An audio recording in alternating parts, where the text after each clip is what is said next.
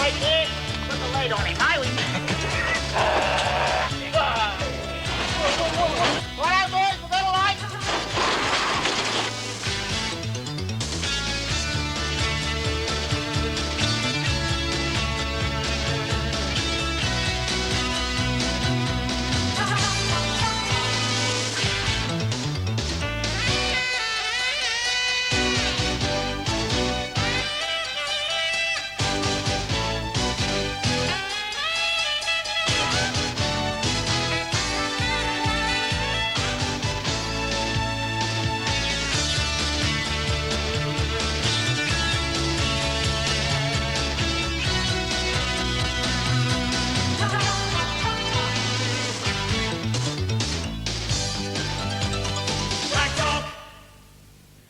Welcome to Track Talk. Some great racing coming up on our program today, including the QBBS Breeders' Stakes from Doomben, the replay of all races from Eagle Farm on Brisbane Cup Day.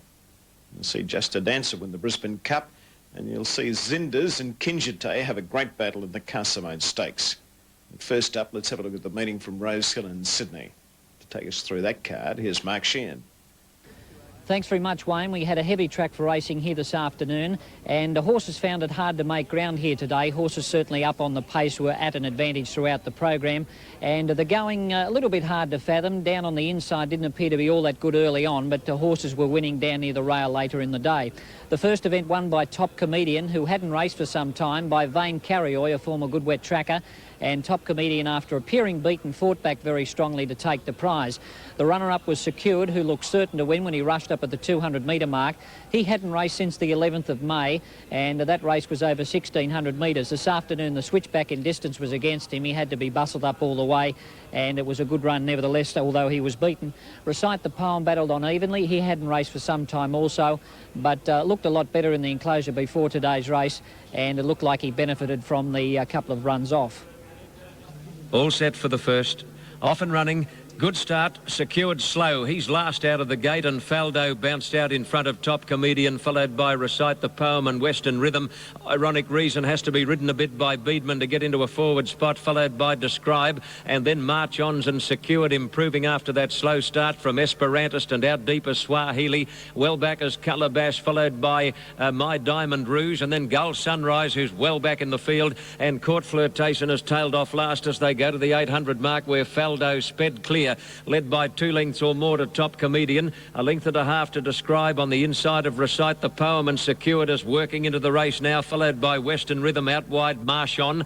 Ironic Reason getting back a bit and as hard ridden as they near the turn, followed by My Diamond Rouge, Esperantist and Swahili. Gold Sunrise will have to do a super job to win, and well back Calabash and last Court Flirtation. Into the straight now, and Top Comedian got through near the fence to join Faldo, who's being allowed to drift out wide. Recite the Poem is looming up with a good run, and then Secured running on strongly, followed by Ironic Reason at the 200 mark, and it's Secured. This has come from near last. Secured has raced up to join Recite the Poem and Top Comedian, followed by Faldo and Ironic Reason. But Top Comedian fighting back. Secured is dying on his run. Top Comedian is coming again, and he's going to worry them out of it. Top Comedian fought back after looking beaten to beat Secured, who wilted in the last bit after making a heck of a long run. In third place, Recite the Poem. Ironic Reason has run fourth, and then Faldo and Court Flirtation made up many lengths. My Diamond Rouge next from Western Rhythm, Describe, and then Esperantist and Gull Sunrise never got in the race, followed by Swahili and Marchon, and last Calabash.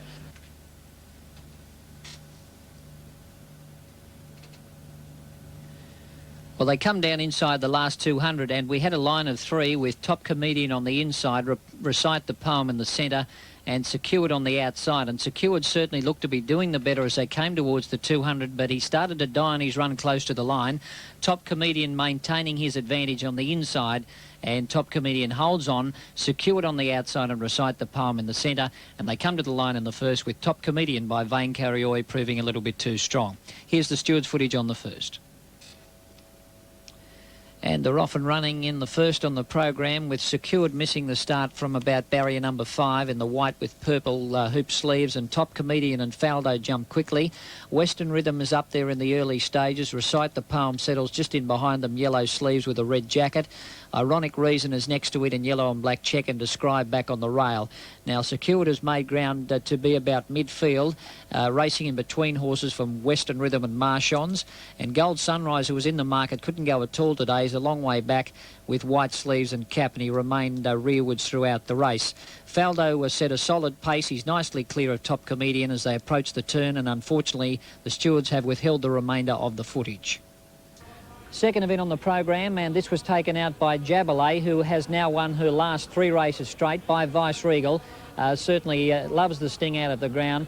She had to overcome difficulties to win, however, this afternoon. Badly held in a pocket from about the 600 metre mark until about the 150, and then Quinton switched her inside High Distinction, and she was able to wear down the favourite in the last few strides. High Distinction certainly had every chance. She led in a slowly run race, but found the winner a little bit too strong, and Equities, after having every chance, also finished in 3rd position. Off and running. Good start. High Distinction bounced out in front of Jabalay, and beginning smartly wide out Heart of Biscay. Going fast towards the lead soon after the start is Royal again. Calavala's up in that bunch, and so is Below Par and Pretty Pose, and there is a swarm of leaders. High Distinction got to the fence and is under a good hold at the 1,000 mark to lead over Calavala. Royal again is running 3rd, trapped out pretty deep, and then Jabalay followed by Regal Response, Princess of Ross, Pretty Pose. A length or so then to Merlot Miss, followed by Equities.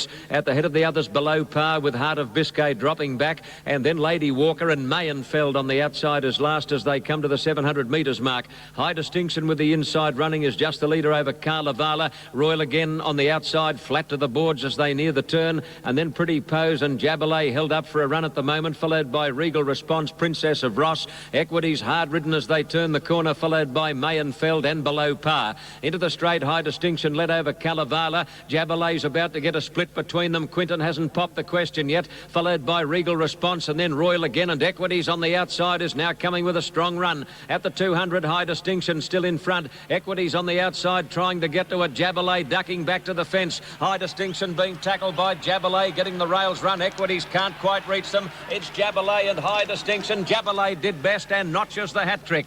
Jabalay got up to win from High Distinction and Equities, and they got away from the others. Calavala 4th, followed by Royal again, Regal Response, then Mayenfeld and Heart of Biscay. Further back in the field came Princess of Ross, Below Par, followed by Pretty Pose, and last of the main bunch, Lady Walker, and tailed off is Merlot Miss.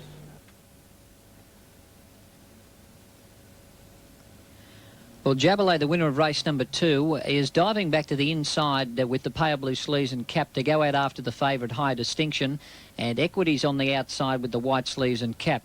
These 3 dominated the betting in the ring, and they fought the finish out. Jabalay just coming home a little bit too well, and tipping out High Distinction. Both those horses going for their 3rd win straight, and Jabalay finished the better. Here's the stewards' footage on the 2nd. Fairly even dispatch, getting out a little bit slowly, however, Lady Walker from about barrier number 5. High Distinction jumped quickly. Jabalay was up a lot closer this afternoon with the pale blue sleeves and Cap, in fact, vying for the lead in the early stages. Calavala, the grey, is there, and Royal again is out wide, and they're going very slowly with Regal Response making ground on the rail. Princess of Ross in the orange colours. Pretty Pose is out wide with grey and red sleeves, and Merlot misses even deeper with the red sleeves and a yellow cap. Now, in between horses is Equities, orange jacket with white sleeves, and then came Below Par. Heart of Biscay is a long way back as they travel down the side of the track, and Mayenfeld has got back to 2nd last, and Lady Walker back with it. It's High Distinction in a slowly run race in front. Calavala 2nd. Royal again pushed along 3rd. Jabalay travelling well in behind them but needing a run. On its inside, Regal Response, and then came Pretty Pose, and further back was Equities, who's starting to run on, and then Princess of Ross dropping out, and a good way back was Mayenfeld. Now, as they come down towards the 200, it's High Distinction and Calavala. On the outside, Royal again. Equities is now looming up, and Jabalay switched to the inside when Regal Response dropped off, is starting to give chase to them. And it's High Distinction in front. Jabalay on the inside tackles it. Equities on the outside makes a line of 3, but Jabalay finished better and wins it narrowly from High Distinction and Equities. 3rd on the program was taken out by the Jack Denham trained galloper Sally Lou, who was certainly the best weighted horse at the meeting this afternoon. Very well placed on the limit today and well ridden by Dye. Utilised the inside running and then came out about 3 or 4 off the rail in the straight and wore down the leader Maypole Lass in the last 50 metres or so. Cremon Glaze ruined her chances by hanging in very badly. She does have this tendency, this filly, and she virtually threw the race away today, hanging in very badly over the latter stages and couldn't keep a straight course, and De La Rue was close up in 4th spot. Light blinking on top, and they're off Sally Lou Bork. She's a bit slow, but not as slow as Isabella D and Heavenly Smile. They both missed it badly. Maypole Lass has bounced out in front of Antellier and De La Rue. Dingo Pup is prominent. Sally Lou is improving quickly, followed by Cremon Glaze and Logo Gallus trap wide. Then Cashano, and further back in the field, Coastal Fun with Raise a Million. Road to Glory well back, and then Heavenly Smile, Scenario, Collant Noir, and Isabella D is last after a slow start. Through the gap onto the course proper, Maypole Lass drew out to lead Antellier. Sally Lou improving to 3rd, followed by Dingo Pup, and then De La Rue. Further back as Logo Gal as they near the turn, and then Cashano and Cremon Glaze. A gap to Coastal Fun, followed by Heavenly Smile. Road to Glory well back with Scenario, Raise a Million, Collant Noir, and Isabella D about to take off right around the outside. Into the straight now. Maypole Lass the leader from De La Rue on the fence. Antellier struggling. Sally Lou is looming up, and Logo Gal is there, running on strongly to the 200. Maypole Lass just led De La Rue, and Sally Lou trying to pick them up. Cremon Glaze out of the pack is starting to run on well, but she wants to hang into the fence. Cremon Glaze. Maypole Lass being tackled by Sally Lou, who's coming at it strongly now. Maypole Lass, Sally Lou. Sally Lou doing best, and Sally Lou wins. Maypole Lass second. Cremon Glaze would have been right in the finish had she not hung in the straight. And then De La Rue and Logo Gal, Collant Noir, Coastal Fun, Raise a Million. Then Heavenly Smile, Dingo Pup, Cashano, Road to Glory, Antellier, Scenario, and Isabella D is last. Well, Maypole Lass led for home and is hanging on to the lead at the moment, but Sally Lou has the last shot at her on the outside with the purple colours. Back on the inside is De La Rue and Cremon Glaze with the yellow cap, which is hanging in badly. Maypole Lass is folding up close to home. Sally Lou comes home much the better, and she starts to forge away in the last 50 metres or so and extends her winning margin to about a half a length over Maypole Lass as we now look at the head-on footage of race number 3. Now, Isabella D from barrier 11 came out slowly and is a good way back in the early stages. Heavenly Smile, who was specced at longer odds, also missed the start. And Road to Glory also began a little bit tardily. And Maypole Lass came out running. It led with the white and purple cap, or rather maroon cap. It's in front there of Antellier and Dingo Pup, and De La Rue is up on the inside. And Sally Lou is holding a forward spot with the purple colours and white cap. Logo Gal, who was heavily backed, is wide. White jacket with purple hoop sleeves about 4 and 5 deep. On the outside of Cremon Glaze and Cashano, and then came back in behind those horses by Heavenly Smile. And Road to Glory is in between horses with pale green colours as they approach the home turn. With them is Coastal Fun, who's wide in cerise with the yellow cap. Scenario is a long way back, given a smack with the whip from Isabella D and Collant Noir, and Raise a Million into the straight, and Maypole Lass led. Being challenged now by Sally Lou on the outside. Logo Gal can't go on. De La Rue is back on the inside. And Tellier further back. And then Cremon Glaze with the yellow cap. And watch her. She wants to hang in very badly over concluding stages. Collant Noir in the cerise came from well back. She ran an improved race this afternoon. But it's Sally Lou getting the upper hand close to home. And she pulls away to beat Maypole Lass, with Cremon Glaze getting up for third. Race number 4, and Double Ace was well back to win this race, and he certainly won with great authority, coming away to score by almost 5 lengths. And this was also a winning hat-trick for this horse.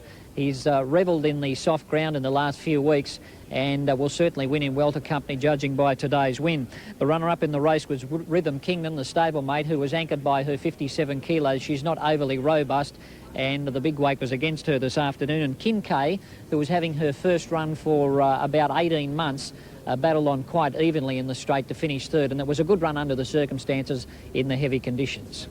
In the Ross Cribb colours, gates open, off and running, pretty good start. Peacock a bit tardy with Star Asia and Winandic. Accessible began well, not as well as Romantic Governor, who's going to lead. Wandalga Prince jumped fast, and so did Double Ace, followed by Kincaid, and then Motives and Win Time, Rhythm Kingdom. Further back is Squire Regent, trapped out a bit deep, and then Club Selection, Pompey Cobber. A good way back is Watson's Bay, and then Avalanche Star and Tulloch Opera, followed by Peacock and Ashfelt. A mile back, last of the main bunch, is Star Asia, and tailed off is Wenandic as they come through the gap onto the course proper. Romantic Governor with the inside running just led Wandalga Prince, and Accessible makes a line of 3. A length and a half to Double Ace, who's parked right on their heels, turning for home, and then Kincaid and Win Time. Further back, Motives, followed by Rhythm Kingdom and Pompey Cobber. Squire Regent under the whip, and then Tulloch Opera, followed by Asphalt as they turn the corner, straightening up, and Wandalga Prince went to the lead over Romantic Governor. Double Ace has popped the question. He's coming after them quickly, and then Rhythm Kingdom and Motives has burst through near the inside, followed by Kincaid to the 200 mark. Wandalga Prince tackled by Double Ace, and there he is with that familiar style. He wants to get the head up in the air as usual, but Double Ace is going to emulate his last 2 wins. It's a carbon copy of them. He sprints away in the last bit to win brilliantly over Rhythm Kingdom and Kincaid, then Wandalga Prince and Pompey Cobber, Motives, Peacock, followed by Club Selection, Tulloch Opera, and then Accessible and well back Avalanche Star, Squire Regent, followed by Wenandic, Win Time, and the last few are Romantic Governor, Watson's Bay and Asphalt.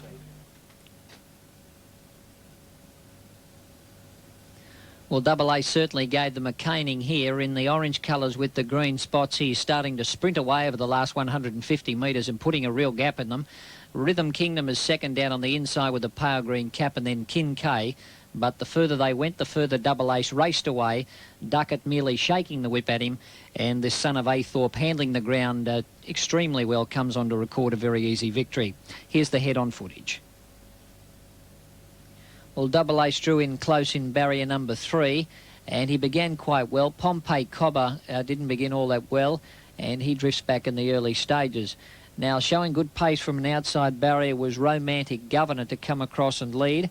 And it's Romantic Governor in front from, in second spot, Wandalga Prince.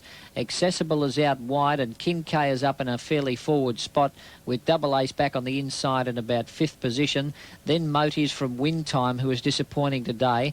Then Rhythm Kingdom as they come onto the course proper from Squire Regent. Pompey Cobber has made ground, and then Tulloch Opera red with the green cap. He's being pushed along, followed by Club Selection back on the inside rail with the red cap and dark green jacket from Peacock, who makes up a little bit of ground over the latter stages, and Asphalt is starting to spear wide now, the grey horse. Into the straight, and Wandalga Prince has taken over from Romantic Governor. Looming up quickly, however, is Double Ace, and he dashed past Wandalga Prince. Kincaid is under the whip on the outside. Rhythm Kingdom is getting a split with Motives nearer to the inside, but Double Ace is drawing nicely clear from Wandalga Prince. Now Rhythm Kingdom gets into second, but Double Ace has it safely parcelled up, goes on to score Rhythm Kingdom second, and Kincaid boxed on gamely to get third. General Parker, the winner of race number 5 at long odds, held off a determined finish from Dartmouth. From the stands, General Parker to the naked eye looked to have won it easily, but Dartmouth lunged right on the line, and it was only a short half head in it, but General Parker lasted. Dartmouth, the last start winner at Randwick, is certainly handling the wet conditions well, and he should win in similar company in the near future. And Il Sorbo, slightly disappointing over the latter stages. He and Demerit loomed up at the 200 metre mark, although they were out wide on the track. They only plotted over the latter stages. Now the flag's up, now it's down. And they'll be in view in just a matter of moments in the Larkspur, and here they come. And Step Lively is the leader in the early stages over General Parker. Webster's Wish immediately into the box seat. Close handy then is Freyoka. At the head of the others, Plumeroy, followed by Dartmouth Magic Shine, and Sir Tibius striding up closer to the lead, followed by Moniusco.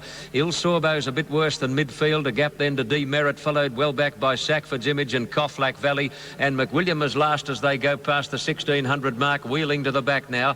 And it's Step Lively in front by nearly a length to Freyoka. A length away, General Parker, then Webster's Wish and Sir Tibby. And look at Sackford's Image going around the outside like an Oakley plate sprinter. Sackford's Image has whipped around them to join Step Lively as they go down the back, and they've clapped on the pace now. Freyoka's in third place, followed by Sir Tibby, and there goes Moniusco taking off around the outside in a race of changes. General Parker next, a bit more than a length to Webster's Wish, followed by Dartmouth, and then Plumeroy and Il Sorbo, and a gap to Magic Shine, followed by Coughlack Valley.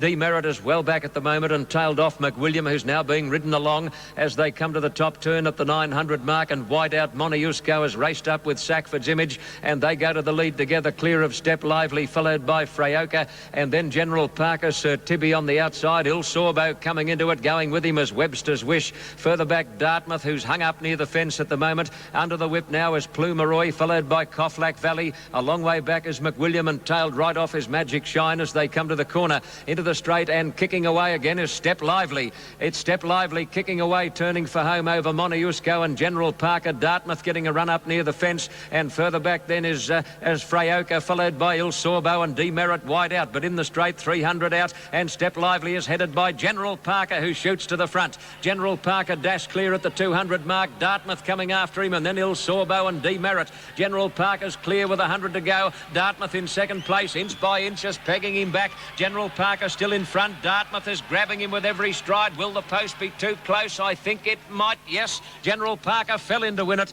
by half a head to Dartmouth. They got away from the others, a distant third, Il Sorbo, then Demerit, followed by McWilliam, Moniusco, and then Webster's Wish, and further back Freyoka. At the head of the others came Plumeroy, Step Lively, a long way back Magic Shine, Coughlack Valley, and the last couple are Sir Tibby and Sackford's Image.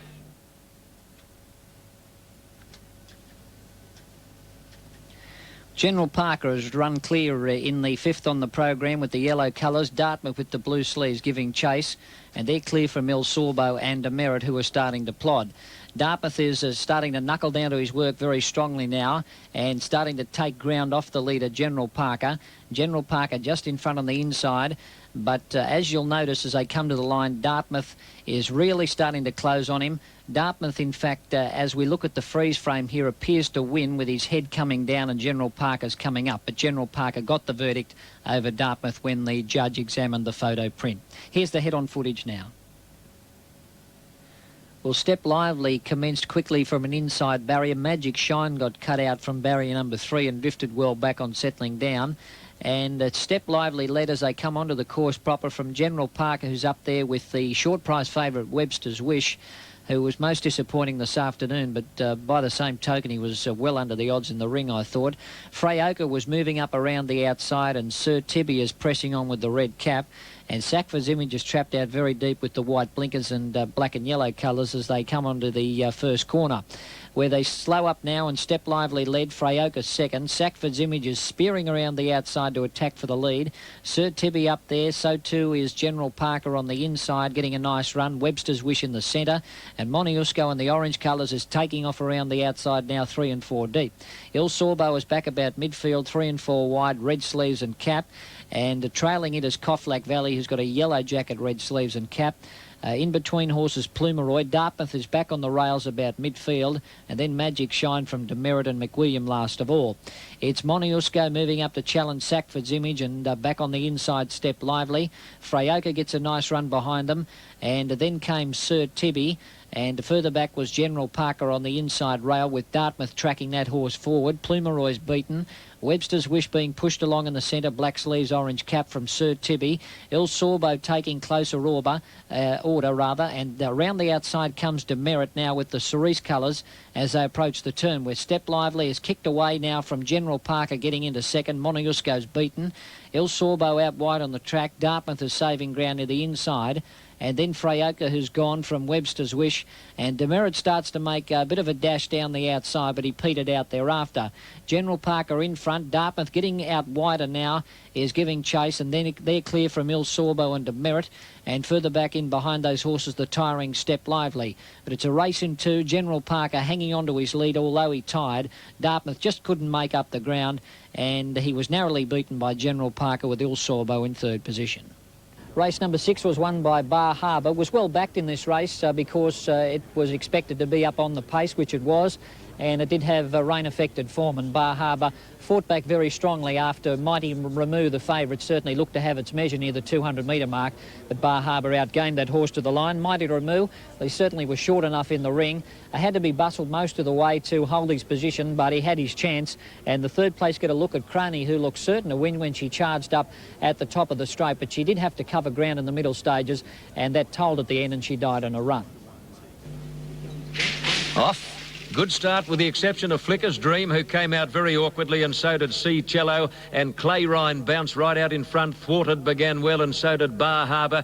Quick away down towards the inside, Mighty Rimu, and then Tyburn Tree, and Bistro Misses up there with them, and so is Affalar when they get going. Cherry Festival is just behind those, and then Look at Crony, a gap to Double Blaze, followed by Wilt and Flicker's Dream, and then Sea Cello, and that's the order when they settle down, with Tredegar Lad dropping out a distant last to the 1,000 mark, and Bar Bar Harbour took over, led by nearly 2 lengths to Mighty Rimu on the inside of Affalar, and Clay Ryan is up there with them. A bit more than a length to Tyburn Tree. Thwarted travelling deep on the outside of Bistro Miss, followed by Cherry Festival, Look at Crony, then Flicker's Dream and Sea Cello Double Blaze, followed by Wilt, and tailed off Tredegar Lad. 700 out as they come down the side. Bar Harbour just led Clay Ryan on the outside. Affalar close handy. Die hard at work on Mighty Rimu on the fence. Thwarted lost a little ground at that point. Sweeping around the outside now as Look at Crony, followed by Tyburn Tree, and then Cherry Festival and Bistro Miss losing ground on the corner. Into the straight, Bar Harbour well clear. Mighty Rimu given a hammering is coming after the leader.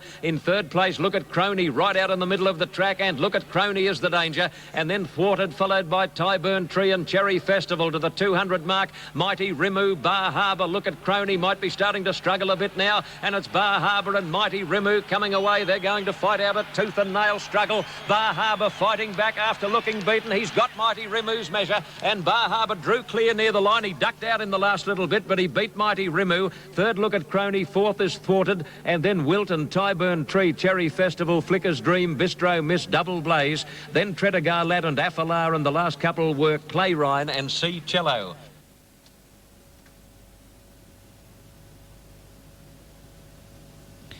Well, the short price favourite here was Mighty Rimu, who has run up to tackle Bar Harbour and probably got about a half head or a head in front. But Bar Harbour is fighting back. Moses feeling for the whip now, and they're clear from Look at Crony, who's starting to die on a run with the pale blue colours after appearing the winner at the 300 metre mark. But as you can see, Bar Harbour doing better than Mighty Rimu, who died on its run, and Bar Harbour comes away to win it by over a length. Mighty Rimu disappointing in second spot. Here's the steward's footage. Bar Harbour commenced well on the outside. Tredegar Lad drifting back shortly after the start. Flicker's Dream missed the start from an inside barrier in orange colours and is amongst the tail enders. Now, after they travel a short distance, and the horse showing out in front is Clay Ryan, but Bar Harbour and Thwarted from wide alleys are coming across, and Affalar is up there, and Mighty Rimu is pushing forward along the rail. Moses eventually got Bar Harbour over onto the rail to lead. From Affalar in second spot, Clay Ryan is now trapped wide. Mighty Rimu is one off the rail, and Tyburn Tree in fifth spot back on the fence, Apricot with the blue cap. Bistro Miss in the centre, and then came Cherry Festival with Thwarted trapped out wide, red sleeves in the cap. And in behind those horses, Look at Crony in the pale blue with the white cap is trapped out very wide from about the 900 metre mark and starting a run now. And Flicker's Dream heads the remainder. As they travel down the side, plenty of pace on, and Bar Harbour led. Clay Ryan goes into second and comes back here and does check Thwarted, who lost a little bit of ground. Mighty Rimu goes up on the inside to get into second, and Look at Crony's rider took off very quickly at that point, and it rushed around the outside. Bar Harbour led for home from Mighty Rimu, and Look at Crony is looming up to challenge them now, but she started to die on a run over the last 200, and further back was Thwarted, who plodded on in fourth spot, and a good way back was Tyburn Tree and Wilt and Cherry Festival. But it's a race in two, Mighty Rimu and Bar Harbour on the inside. They settle down to fight it out, with Bar Harbour fighting back a little bit too well and gains the upper hand close to home and beat Mighty Rimu. Look at Crony third. Race number 7, and this was taken out by Corridon, brought to Sydney by Canberra trainer John Morrissey, who continues his outstanding strike rate in Sydney. Corridon is a horse who has shown a liking for heavy tracks in the past, winning, I think, at Warwick Farm one day, a few years ago, however. But he certainly does like the rain-affected going, and at big odds he stormed down the outside this afternoon.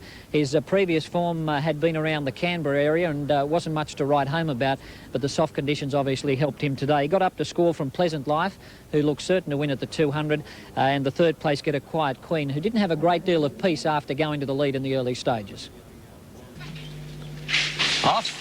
And Jackson River made a mess of it. He was very flat-footed at the start and is a clear last out of the barrier. Party Mood didn't jump well either. He's in front of about 3 horses when they get going. Fast into stride is Quiet Queen from an outside gate, and she's going to lead them. Take over Battle Handy with Golden Dome, and then Scissor Lap, and just behind those Pleasant Life, followed by Eastwood and Impressionist. Carradine is back midfield with Sea Line, and Party Mood improving now, followed by High Spy. A good way back is Tiffany Blue at that point, and making some ground out wide is Sound Horizon, followed by Zamoff and Jackson River. Dobbin is a long way back, and back at the tail of the field is Gallery Star in the run to the first turn. Cassidy slows them up now on Quiet Queen, led by about a neck to Golden Dome, and there's Scissor Lap taking off wide. Way of Hope is up there with them, followed by Takeover Battle, Pleasant Life, and then Carradine on the outside of Eastwood Impressionist, flat to the boards. Further back is Party Mood, who's threading his way between runners. Sound Horizon out wide, followed by High Spy, Tiffany Blue, Dobbin, Gallery Star,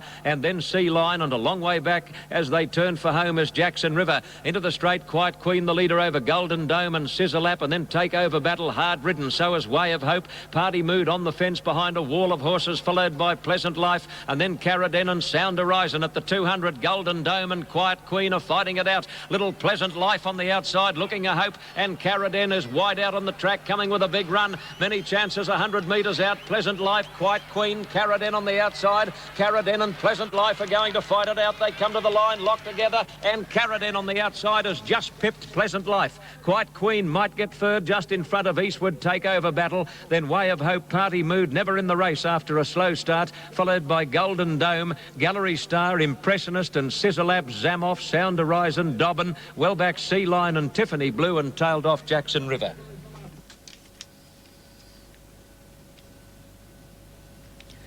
Well, Carradine is coming down the centre with a good run with the purple and orange colours, going it after Pleasant Life, who cruised up to tackle the leaders near the 150. But Carradine was doing a little bit too well for Pleasant Life in the run to the post. Quiet Queen back on the inside. She was attacked all the way after getting over to the rails and leading, and she did a good job to battle on for third. But it's the old grey, Carradine, in the number 13, proving too good. Here's the steward's footage. Well, Party Mood, one of the joint favourites, missed the start from barrier number 9. Couldn't muster any pace in the early stages and was a long way back after they'd travelled a couple of 100 metres with Tiffany Blue. Quiet Queen got across very easily from her wide alley, but after that point she was taken on. Number of runners up there vying for the lead with her. Golden Dome with the yellow sleeves is one of them. Way of Hope and Scissor Lap out 4 deep. Just in behind them, Takeover Battle on the rails with the white armbands. Pleasant Life is in about 6th spot with the blinkers, yellow sleeves, and then came Eastwood, followed by Carradine, who's up near midfield. The grey horse trapped out a little bit wide, and then came Sea Lion. Party Mood has now made ground, just up in front of it, Eastwood with the grey and purple seams.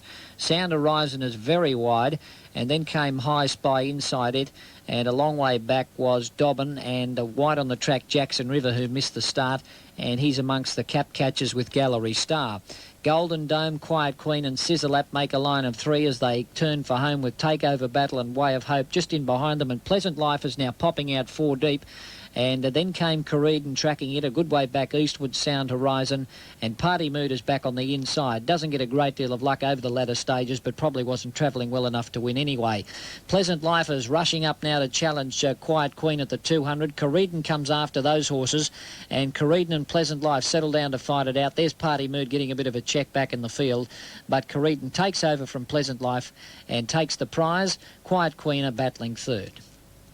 The last in the program was won by Pro Guy, and he's a son of Plush, who have always shown a liking for rain-affected tracks, and certainly Pro Guy put it all together this afternoon, racing up on the pace and then sprinting clear over the last 100 metres to score quite clearly. French Star, a noted mudlark, finished in 2nd spot, and Special Brick, who was very heavily backed to win this race, finished 3rd, but I think he's the horse to follow from the race. He was only having his 3rd run back from a spell. Today's distance was well short of his best, and he certainly looked like the run would improve him. Off. And Proud Avenger from the inside stall is about the first out. Butterwang jumped smartly, and so did French Star. Quickly away, the big fellow Mills K. Bay of Hope is driving through, followed by Proto Star, and then Special Brick midfield when they settle. Out a bit deep is Silver Appeal. At the head of the others then is Real Keen when they get going, followed by Noble Consort and the Sea Winkers last. They're about to come through the gap onto the course proper, and the big bloke Mills K ambled to the front by about 3/4 on Pro Guy. Proud Avenger in the box seat running 3rd. on the inside of French Star. Bay of Hope not travelling. He's hard ridden now. Further back is Butterwang out wide, followed by Proto Star, Real Keen, Special Brick a fair way off them, and then Silver Appeal and Noble Consort, and the Sea Winkers tailed off as they come to the corner. Into the straight now, it's Mills K and Pro Guy. They're the two leaders turning for home over Proud Avenger, hard ridden, followed by French Star. Further back is Real Keen and then Butterwang, but in the straight 300 out, Pro Guy race to the lead from Mills K. French Star running on, Proud Avenger starting to struggle, followed by Special Brick and Butterwang, but Pro Guy race clear. Pro Guy has dashed well clear halfway down the straight. He's got them well and truly struggling, and it's Pro Guy in the Bar Harbour colours, going to make it a double for that stable, and Pro Guy down to the line wins easily over French Star. Special Brick has run third, followed by Mills K, Proto Star, Bay of Hope and Proud Avenger, then Real Keen, Noble Consort. A long way back is Butterwang, and a couple of later rivals are the Sea Wink and Silver Appeal. Very late.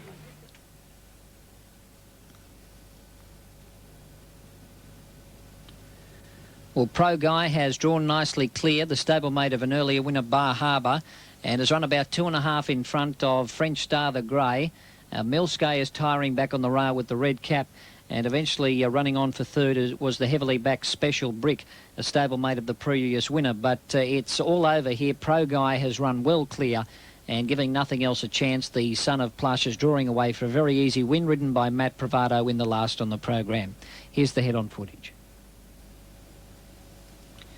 And a Noble Consort seemed to get crowded shortly after the start, red with black and white striped sleeves. Proud Avenger was quickly away with Milskay down to the inside. Bay of Hope is up there, and so is Pro Guy and the grey French Star. And Butterwang is trapped out wide. Now, Proto Star is just in behind them with white sleeves and cap. And then came Silver Appeal, the grey, who's trapped out deep. And further back was Real Keen as they come onto the course proper. Now, Special Brick has got back to be about third last. Noble Consort is now second last as they run onto the course proper. And it's Milskay in front. It leads from Pro Guy up running second, Proud Avenger third, French Star fourth, the grey, then Bay of Hope and Butterwang, Proto Star, Real Keen, Special Brick, and then Noble Consort, and well back with Silver Appeal as they make the turn, and the Sea Wink has dropped out to be a clear last. But Pro Guy has taken over, led narrowly from Milskay, and now extends that lead to about 2 lengths. French Star is giving chase, and further back Butterwang. Noble Consort is now wide, but it only plodded.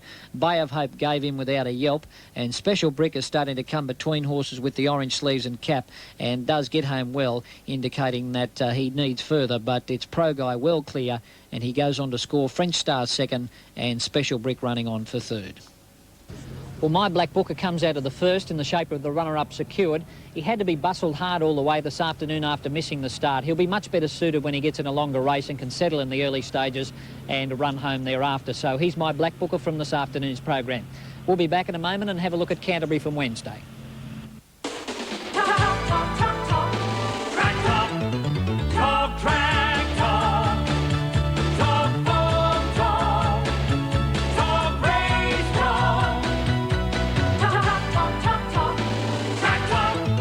I like to see everything that's happened in a race, and the only way I can do that is with Track Talk. On days like today, very wet conditions, the Stewards film is an added bonus.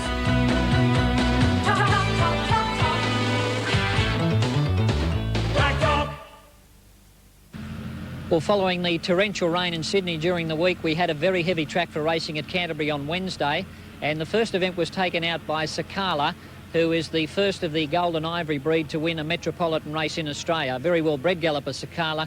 She found the outside going the best and raced away over the latter stages to score. Here's the replay of the first. As the starter comes over to release the field, they look good now. Down under Girl steadies with Dual City, Misdoubt. Gates open off and running. Misdoubt and Echo Mist are both slow to move at the start. Village Life began sluggishly. Dual City bounced out in front of Sakala and Ravelli Dancer well away, followed by Ito's Girl and Proud Kingston. Village Life improving quickly along the fence, and then Echo Mist and Misdoubt, and back at the tail Down Under Girl. At the end of 300 and Dual City wide out as just the leader. Village Life was last out of the gate but has gone quickly through near the inside to join them now. Proud Kingston and Ito's Girl are up there with them, followed by Sakala, and then Echo Mist and Ravelli Dancer. Further back is Miss Doubt and Down Under Girl. Now these are all over the shop as they start the run up the hill. It's like Custer's Last Stand. Jewel City on the outside and Village Life are the joint leaders coming to the turn, clear of Echo Mist, followed by Miss Doubt, and then Proud Kingston. Sakala very wide on the turn. Further back Ravelli Dancer, and dropping out as Ito's Girl as they swing the corner into the straight now. Village Life and Jewel City. Down Under Girl is coming through on the inside of those fillies, and Sakala's on the extreme outside. At the 200 mark, hard to line them up. It's Jewel City and Sakala very wide, battling it out with Down Under Girl. Hard to find a leader, but now Sakala on the outside gets the upper hand in the last little bit and is starting to draw away. And Sakala too good and beat Jewel City. Third is Down Under Girl, and Ravelli Dancer got home nicely in the last bit, followed by Echo Mist.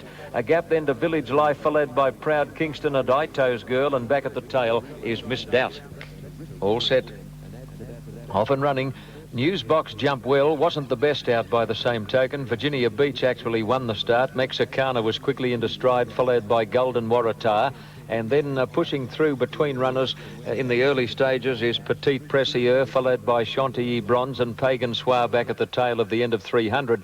Virginia Beach had superior pace and kicked away to lead nicely at the 800 mark over Newsbox, and close handy Petite Precieux, Mexicana. Chantilly Bronze is closest of all to the inside rail, as being ridden along and making up a little bit of leeway as they come up the hill. 2 lengths away Golden Waratah, and about 3 to Pagan Soir. 500 out as they come up the hill towards the turn, and from the inside it's Chantilly Bronze, Mexicana, Newsbox and Virginia Beach. 2 lengths away, hard ridden as Petite Precieux, followed by Golden Waratah starting to make ground, and Pagan Soir has tailed right off as they come around the corner. Now look at this charge of leaders reading from the inside. Chantilly Bronze, Mexicana, Newsbox, Virginia Beach and Golden Waratah down the extreme outside is starting to hit top gear. Chantilly Bronze is clear with 150 to go. Golden Waratah in second place, can't find much more. Chantilly Bronze holding on. Golden Waratah picking up to the line. In fact, Golden Waratah has swamped Chantilly Bronze. I think that leader must have collapsed. Golden Waratah has got up to beat Chantilly Bronze right on the line. Petite Precieux third, Mexicana, and then Pagan Soir. Newsbox has run second last and tailed off the early leader, Virginia Beach. Off and running, Short Crust Jump Well. A shade tardy was Clarice, and Playful Aussie won the start and won it clearly, but is headed straight away by Native Symphony. Getting into third place, O'Carroll, followed by Alashia. Short Crust is steadied off the pace, and then Bowl Feather and Ivory Singer, and back at the tail, Clarice, who's hard ridden in the early stages. To the 900 mark, Native Symphony wide out shares the lead with Alashia and Bowl Feather. A bit more than a length then to Playful Aussie on the outside of O'Carroll and Short Crust, and about 2.5 to Ivory Singer and Clarice together at the tail of the field as they start the run up the hill. About 700 metres out, and Alashia between horses poke the head in front of Native Symphony with Bowl Feather on the inside of that pair. A length and a half further back then is Short Crust, who's sneaking up onto the leaders, and then O'Carroll and Clarice. Dye hasn't let up on it from the outset. Playful Aussie has dropped off and is back near the tail with Ivory Singer to the turn now, and Native Symphony way out towards the picket, straightens up in front, got away from Short Crust as they turn the corner. Alashia's in third place, followed closely then by Clarice, who's running on under Torrid, riding from Dye. Coming to the 200, Native Symphony tackled by the favourite Short Crust, and they're a mile in front of the others. Short Crust has burst through on the inside of Native Symphony, takes the lead close to home, and handling the going to a nicety. Short Crust is going to win with a little bit up the sleeve by a length and a quarter to Native Symphony, and 5 away third Clarice, followed then by Alashia and O'Carroll. Well back Bowl Feather and Ivory Singer, and tailed off Playful Aussie. Off and running. Good start, Whirl the Baton and Leinster Jump Well, and so did Pamulus, followed by Wolfgram and Millennium Way. Nobody's keen to lead, though, and there's a line of 6 or 7 up front when they get going. Paper Chaser trapped out very wide in the run to the first turn, but on a day like this, it probably won't matter. Then a range, followed by Dennyville and Miff's Pleasure back last as they swing to the back, where Leinster in the bright red blinkers went to the lead at the 1200 mark by nearly 2 lengths on Wolfgram. A length and a half to Seafowl, followed by Millennium Way, and Whirl the Baton is close to the inside inside at the moment. And then Dennyville, and further back as they head down the back of the course, Paper Chaser, followed by Pamulus and Arrange, and 4 lengths away last is Miff's Pleasure, having a job to keep in touch at the 900 mark now. And Leinster increased his lead to about 5 lengths on Wolfgram. Whirl the Baton third on the inside of Millennium Way, followed by Seafowl, a length to Dennyville, and then Pamulus and Arrange, and Paper Chaser giving them a start. He's cruising along wide out on the track and tailed right off as Miff's Pleasure as they come up the hill to the 500 mark. Leinster led about 3 on Wolfgram, who's closing. Whirl the Baton in third place, and then Seafowl and Arrange, followed by Pamulus. Paper Chaser under some pressure as they come to the turn, is making up a little ground, but only a little. Into the straight again, Leinster got away. Turn for home clear of Whirl the Baton, who's going up on the inside of Leinster, and Whirl the Baton puts the head in front, straightening up. Arrange wide out is making a race of it, and Pamulus is now looming through on the inside. At the 200 mark, Pamulus and Whirl the Baton are clear of Arrange. Whirl the Baton and Pamulus. Whirl the Baton's about a half neck in front, is starting to get away in the last bit, and Whirl the Baton is too good and draws away to win at a half length to Pamulus, with Arrange third, weakening on her run, followed by Wolfgram, and then Paper Chaser never in it. Further back, Leinster, followed by Seafowl and Millennium Way, and Miff's Pleasure, and Dennyville has tailed off.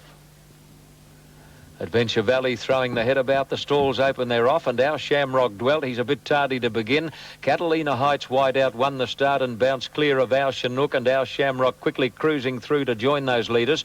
Zizou has to be scrubbed a bit to hold a forward spot, followed by Scooter's Boy and Matinee Idol, and Adventure Valley and Famous Sam are back at the tail as they go to the 900 mark. Our Shamrock nearest the fence is just shading our Chinook, and a length away Catalina Heights, a length to Zizou, who's flat to the boards to stay in touch at the 800 mark, followed by Scooter's Boy, then Famous Sam and Adventure Valley, and back at the tail Matinee Idol as they come up the hill. About 700 out, our Shamrock and our Chinook, and joining them quickly wide out as Catalina Heights as they come up the hill. In fourth spot under the whip now is Zizou. He's been under pressure from the outset, but he's starting to come into the race now. And then Scooter's Boy and Famous Sam, followed by Adventure Valley, and right out of touch is Matinee Idol as they turn the corner into the straight. Catalina Heights as Ford's clear of our Chinook, and Zizou again making heavy weather of it, followed by Adventure Valley and Scooter's Boy, but heads a turn for home, and Catalina Heights getting out to the pickets as well, clear of our Chinook. Matinee Idol has come from last. He's about 6 off the fence and making up a little bit of leeway, but Catalina Heights has left them standing in the last bit and is racing away and is going to win very easily. Catalina Heights down to the line, scores by nearly 4 lengths to our Chinook. Matinee Idol has run third in front of Adventure Valley, a gap to Scooter's Boy and Zizou, and then Famous Sam, and tailed right off was our Shamrock. Break at any second, lights flashing on top, and they're off now, and slow to move Val's Bijou seemed to take a backward step when the starter said go. Sovereign Zephyr bounded out in front of Dear Margaret, Princess Ballina. Soul Sound and No Scholar began well, and then Benize, followed by Warren's Girl. Magic Dawning next, and Val's Bijou was making ground quickly after that slow start, and that's the order as they settle fully into stride. Now Princess Ballina takes the lead over Sovereign Zephyr. Soul Sound is running third, followed closely by Magic Dawning, and then Val's Bijou and Benize is a fair way back. Sister Saturn is back with the tail enders at the moment, and then Dear Margaret, and racing widest of all as they start the run up the hill. At that stage, there's No Scholar. Towards the 600 mark, Princess Ballina is drawn clear of Sovereign Zephyr and Soul Sound. Then Val's Bijou and Magic Dawning. Dear Margaret flat to the boards. Widest of all is No Scholar. Behind those, Warren's Girl. Sister Saturn flat to the boards. And Benize has now lost touch with them and has dropped out a distant last. On the corner, and it's wide out. Princess Ballina first into the straight over Magic Dawning. Val's Bijou under the whip is running on pretty well. Sister Saturn starting to make a little ground now between horses. And Soul Sound on the extreme outside. Princess Ballina still in front. Soul Sound looks the danger, if any. Soul Sound is coming at Princess Ballina, who's about a half length in front. Princess Ballina just the leader. Soul Sound hard ridden, can't quite get to it. Now she's lunging. Soul Sound, Princess Ballina, they hit the line, and Soul Sound has got up on the line. Soul Sound wins it by a half head on the line to Princess Ballina. Sister Saturn has run third in front of Warren's Girl, and then No Scholar, followed by Sovereign Zephyr, Magic Dawning and Dear Margaret. Val's Bijou second last and tailed off Benize. Now they steady. Gates open, off and running, good start, and Sildara is one of the first out. Nobody wants to lead, though. They've jumped out and taken hold in the main. Fine Notice coming over from the outside and going across with him as Venturesque, and widest of all is Navanby as they come down the straight the first time. I don't think anybody's desperate to be in front. Fine Note draws out to lead a half length to Venturesque, who pricks the ears at the winning post. Navanby's about 4 deep at the moment, with Dye looking to get in, followed by Rougemont, Sildara, and then Speak Now, second last Apollo Eagle, and Despatria last as they leave the straight at a very muddling pace.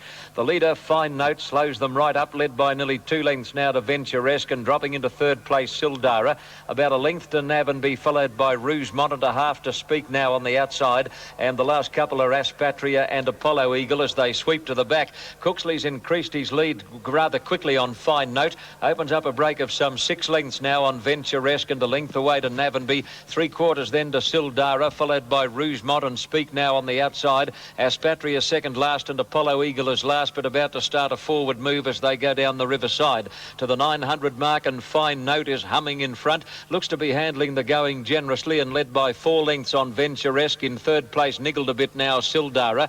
On the outside is Navanby as they come up the hill. Aspatria is now punching between horses, followed by Apollo Eagle and Rougemont, and Speak Now is last. At the 600 mark, Fine Note clear, led by 2.5 lengths on Venturesque, who's getting closer, and he's carting Aspatria up to the lead, followed by Sildara. Further back, Navanby under plenty of pressure, and a gap then to Rougemont and Apollo Eagle, and well back is Speak Now.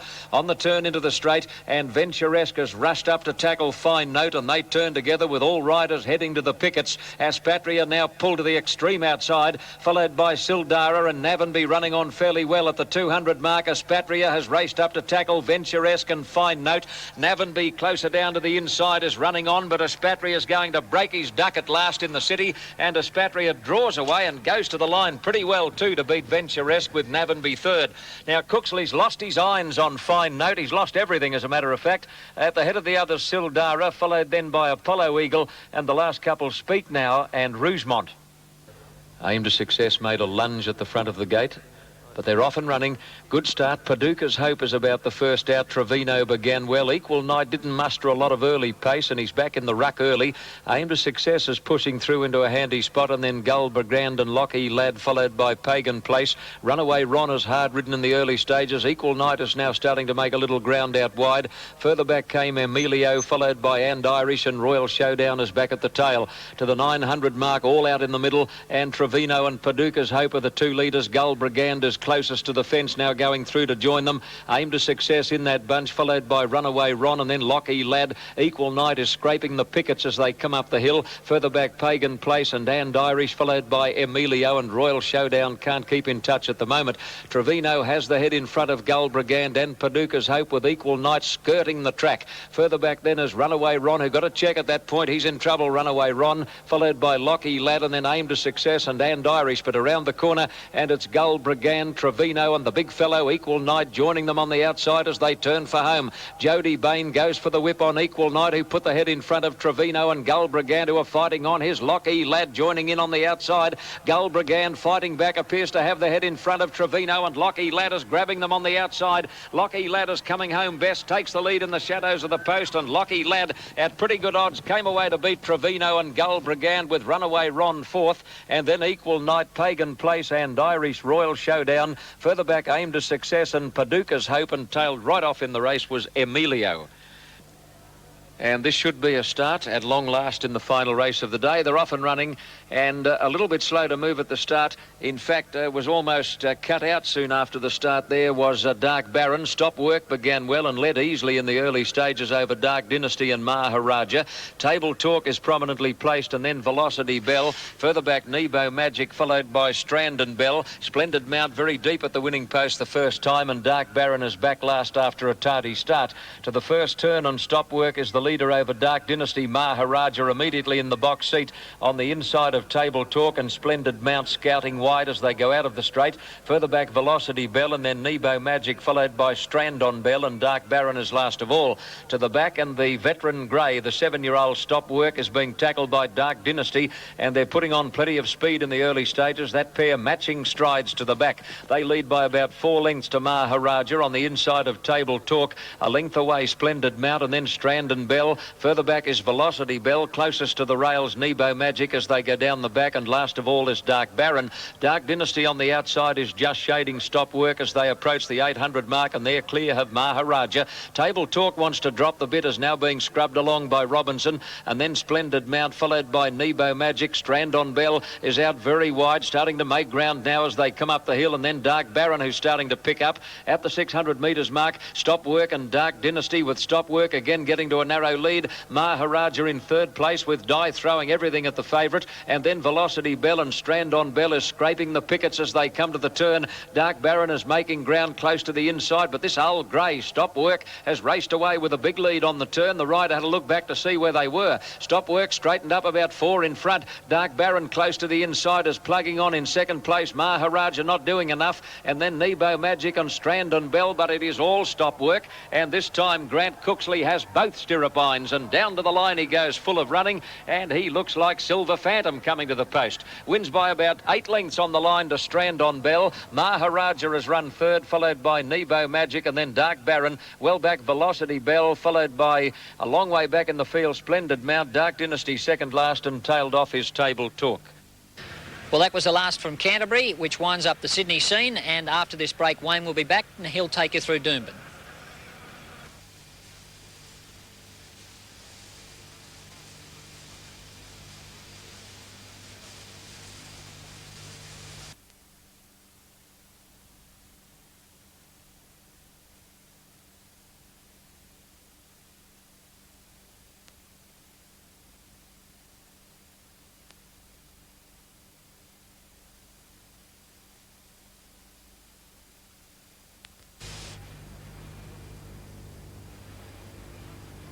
How fast does Ansett Air Freight get the Melbourne Herald to Sydney?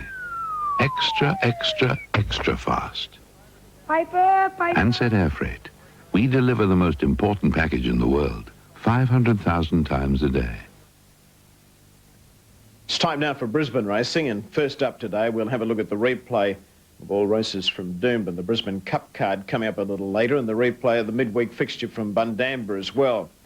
But Doomben first of all. The opening event, by the way, the track was officially rated as dead. The opening event was won by Bucks Pride, ridden by Shane Scriven, the first of 3 at Doomben today for Shane. And he gave Bucks Pride the run of the race. He was third on the fence most of the way, switched around the heels of the leaders as they straightened up. He claimed them quickly, and he went on to score quite well at the end. Here's the replay now of the first race. All set now. Pardan well behaved. Racing. Pardan began nicely. Sandfly hesitated, dropping back shortly after the start. Pardan the leader from Hilda Hayes and Bucks Pride. Lady Sparrow handy. Music Switch and Faustiesta, Sonic Gleam and McCorday on the outside.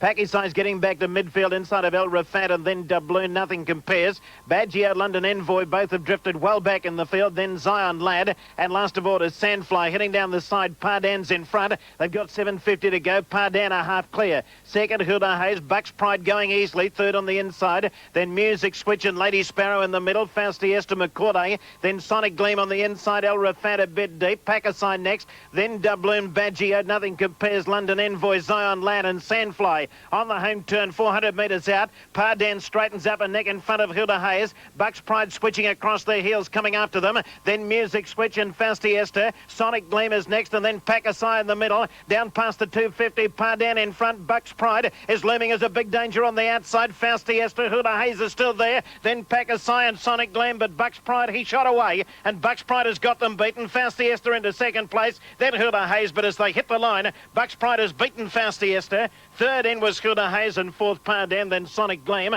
Next in was Packaside, then Nothing Compares, Lady Sparrow, Badgio. Further back was Music Switch, Doubloon, McCorday. Then Zion, Lad, El Rafat, London Envoy, and Sandfly was last. Here's the steward's footage on the first race. Bucks Pride jumps out of stall number 5. It is position number 3. It begins pretty quickly. That horse in gate 2, missing the kicker, Sandfly. This bloke got going very quickly, Bucks Pride, and he's going to run just off the speed. That's Pardan over on the inside, showing plenty of speed, and Hilda Hayes is getting up into a spot.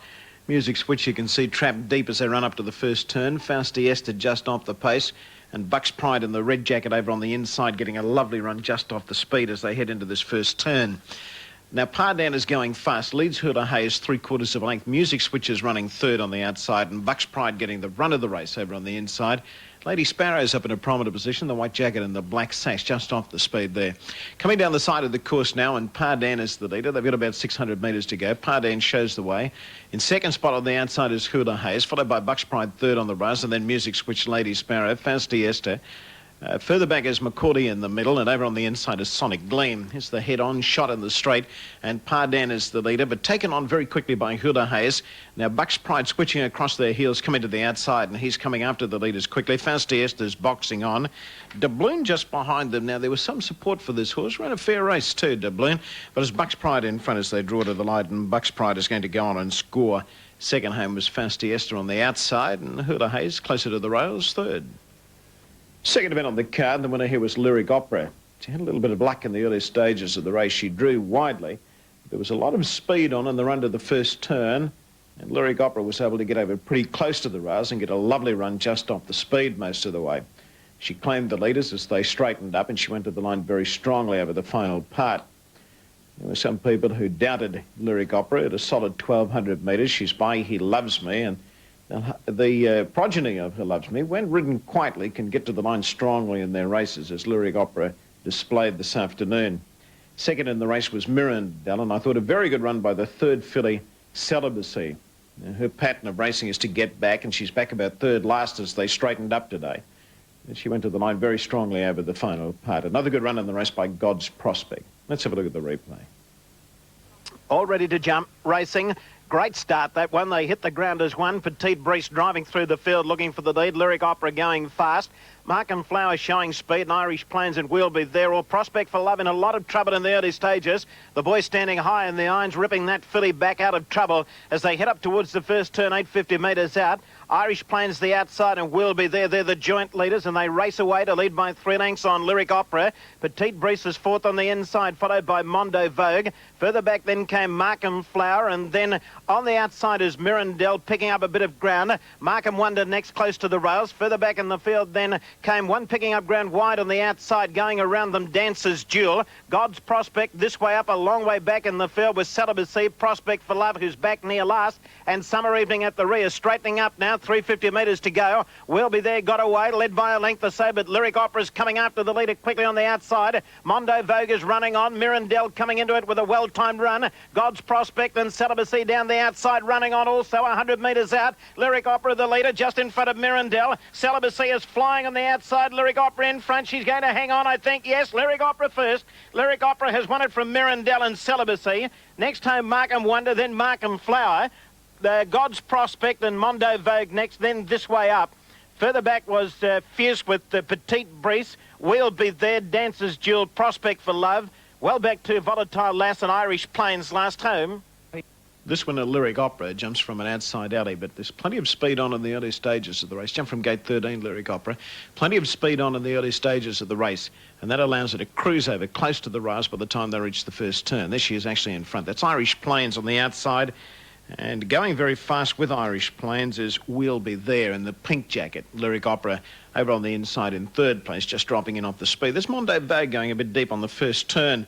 Actually, Mondo Vogue ran a fair race, taking into consideration that she went wide on that corner. She put herself into it again, halfway down the straight. Irish Plains shows the way. Wheelby there is running second. Now, God's Prospect is a long way back, and Celibacy in the white jacket and the gold cap is back about third last on the inside. And she's a good filly, this one, Celibacy. She'll be winning her share of races. Wheelby there in front of Irish Plains, and Lyric Opera coming up to join them on the outside as they head for home. Mondo Vogue is next. Now, Celibacy and God's Prospect still a fair way back in the field. That's Volatile Lass spearing right off the track. We'll be there joined by Lyric Opera on the outside. Mondo Vogue's battling on. Mirandel in the black and white striped cap going to them. Lyric Opera's just in front. Mirandel trying hard. Celibacy on the outside, the white breastplate on, running on over the final part. And God's Prospect not getting a great deal of room behind them. But as they hit the line, Lyric Opera was able to score. Lyric Opera first, Mirandel second, and third in Celibacy. The third event, the Kingston Heritage Flying, and the winner here, Heavenly Night. He's in super form, this bloke, at the moment. On the Lightning, 2 runs back. Ansett Cup last start, and today he was able to ring up number 1 in this Flying. Bookmakers wanted to risk him for something today, and they bet 2-1. He ran 2-1. I guess he was up in the weights, and there was solid support for Burrendale Boy, but Keith Money gave this bloke a beautiful run, just off the speed. Double Entree headed him off in the early stages. but he claimed double entree just as they straightened up, and he was never seriously threatened in the last couple of 100 metres of the race. Line looks a little better, and a tender just in with Burrendar Boy straightening him up. Racing now, and the favourite began brilliantly off the inside alley. Heavenly Night, double entree going with him in the early part. But look, Sculptured Arch and Burrendar Boy handy to the lead, then London Road. Driving through the field is Festal, but caught a little bit wide. Then he's blushing Roman Senator. Gypsy Rogue is getting back, Always Grand, and Lord Penn last of all. Double entree Burns to the lead, coming down the side, 700 metres to go. Double entree 2 in front of Heavenly Night. Burrendar Boy is a length and a half away third. He's blushing fourth on the inside. Then Sculptured Arch, followed by Pilgrim's Gem under a little bit of pressure. Festal next on the outside, then Ballook. Gypsy Rogue next on the rails, then London Road. Well back is Roman Senator, Always Grand, and Lord Penn. Straightening up now, 350 metres left to go. Heavenly Night popped the question. He's coming after double entree in third place. He's blushing. Burrendar Boy now pulled to the outside, but under pressure. Heavenly Night in front, 200 metres out. He got past double entree. He's blushing in third berth, followed by Burrendar Boy. But Heavenly Night shot away, and if you're on the favourite, get in the queue. He's killing them at the end. It's Heavenly Night racing clear to score easily. Heavenly Night first. He's blushing second. Gypsy Rogue made up plenty of ground. He's got third. Then double entree Burrendar Boy, followed home by Lord Penn. Now there's a good run. He came from last. Next in, Always Grand, Sculptured Arch, Roman Senator, Festal. Well back Ballook, then Pilgrim's Gem, and last home London Road. Now, Heavenly Night, the winner, jumps from the inside gate, spears out, but is beaten for pace by double entree in the early stages of the race, and double entree goes to the lead. There's Roman Senator on the outside. He began very quickly, but Heavenly Night, you can see him, he begins like a rocket, but there's double entree going with him in the early part. Sculptured Arch is getting up into a spot early. London Road is deep on the track. Festal is deep, and so is Roman Senator. Here they are running into the first turn. Double entree. Have a look at some of these blokes, aren't they out wide as they head into this corner? Double entree is the leader. Heavenly Night getting the run of the race, just off him in second position as they head into this first turn. Now, wide on the track is Festal. Ballook's out very deep. London Road is deep as well. Here they are coming down the side of the course. Now, that's Burrendar Boy moving up into third or fourth place on the outside. He's got a gold jacket and a black sash on. A double entree shows the way from Heavenly Night. He's blushing his third over on the inside, followed by Burrendar Boy, and then Ballook racing outside of Sculptured Arch, and Festal is still fairly deep. Back on the inside is Gypsy Rogue the Grey, and last of all is Lord Penn. In the home straight now, and Heavenly Night just cruises up on the outside and goes to the lead. Double entree's boxing on. He's blushing, and Burrendar Boy is still there. Gypsy Rogue comes through close to the inside over the final part. But Heavenly Night under no real pressure at the end. Not that he'd be able to do a lot better if he put the whip on him, because he seems as though he's a very genuine sprinter and produces his best all the time. Heavenly Night beats He's Blushing, and third in was Gypsy Rogue. Now to race number 4, Great Pretender, successful here to give bookmakers a pretty good result at 16-1. Great Pretender came storming down the outside over the final part to go away and beat the favourite Dutch Boy. Now, Dutch Boy, you can claim that he was unlucky because he was held up for a run at a crucial stage. You'll see him on the heels of Captain My Captain as they straightened up, and then he bumps into Atinsky. And whilst that was going on, Great Pretender joined in quickly on the outside and raced to a clear lead and established a handy break. So Dutch Boy was unlucky in finishing second. Roman Dandy showed plenty of speed, and he battled on well for third. Let's go to the replay. Racing, Blow Your Trumpet hesitated. Tri-Century Gala Report slow away. Riley's Rocket got the best of it, bounced in front, but Blow Your Trumpet is driving up along the inside, going to a clear-cut lead. On settling down 1,000 metres out, Blow Your Trumpet leads Atinsky by a length and a half. Roman Dandy third. Then Riley's Rocket and Grand Prince and Captain My Captain on the outside. Dutch Boy getting back to about midfield. He's 4 lengths off the lead. Kid Zephyr on his outside. So is Tycoon Red. Then Great Pretender. Tri-Century's well back in the field. Gala Report is well back as they come down the side with Astrum. As they head up past the 600 now, Blow Your Trumpet in front of Captain My Captain. In third place is Roman Dandy in the middle. Atinsky's over on the inside. Then Grand Prince and Kid Zephyr picking up ground. Riley's Rocket is next for the back, El Carver. Then Tycoon Red and Dutch Boy over on the inside trying to work clear. Captain My Captain 3 deep, moves up, pokes his nose in front. Roman Dandy in second place. Now Dutch Boy just behind them. Oh, he's trying to work his way into the clear. He's having a bit of a bumping duel with Atinsky. And meantime, Great Pretender dropped on them on the outside and raced away. Great Pretender a length in front. Dutch Boy getting clear late. Then Roman Dandy on the inside. Captain My Captain is gone, but Great Pretender's clear, close to home. And Great Pretender wins the money from the favourite Dutch Boy. Roman Dandy is in a photo with El Carver for third. Followed in by Atinsky, Captain My Captain, Gala Report, Tycoon Red. Next in was Astrum, then Tri-Century, Riley's Rocket. Further back in the field came Blow Your Trumpet, Kid Zephyr and Grand Prince last home. It's what a Great Pretender comes from a near inside gate. And he runs on very well over the final part. Dutch Boy began only fairly. He gets back to about midfield as they settle down and doesn't have a great deal of luck over the concluding stages of the race. That's Captain Mike Captain on the extreme outside. He was widely drawn, Captain Mike Captain, and never got on the track. Blow Your Trumpet near the inside leads the way. And getting up into a good spot too is Grand Prince, although a little bit wide. And Captain Mike Captain, he's just caught out in no man's land at the moment. He's racing 5 deep on the outside of that line of horses. The winner of the race, Great Pretender, let's see if we can pinpoint him there somewhere. He's back, about 3 back, 1 away from the rails and the checkered colours. Just 1 away from the inside running rail. Blow Your Trumpet in front as they come down the side. Roman Dandy the middle. Captain Mike Captain on the outside going up to make a line of 3. Atinsky just behind them.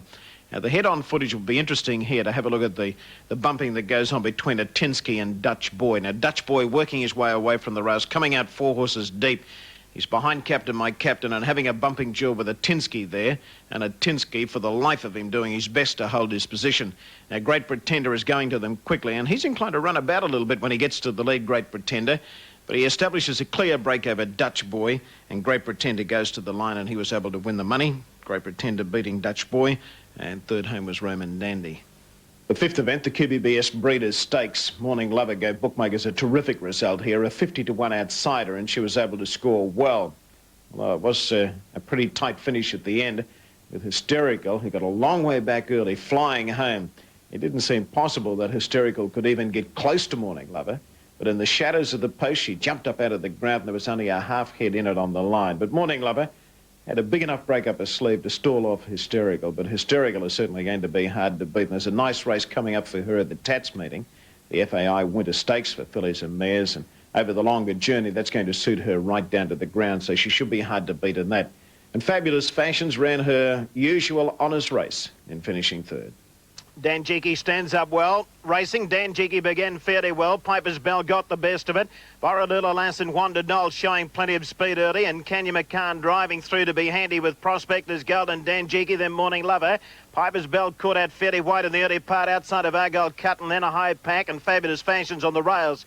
A break of 2 to Miss Rossini, Miss Cordy, followed by Secret Date, Hysterical, well back Riverdale Lass, and then Mesmerise and Morning Rise is last.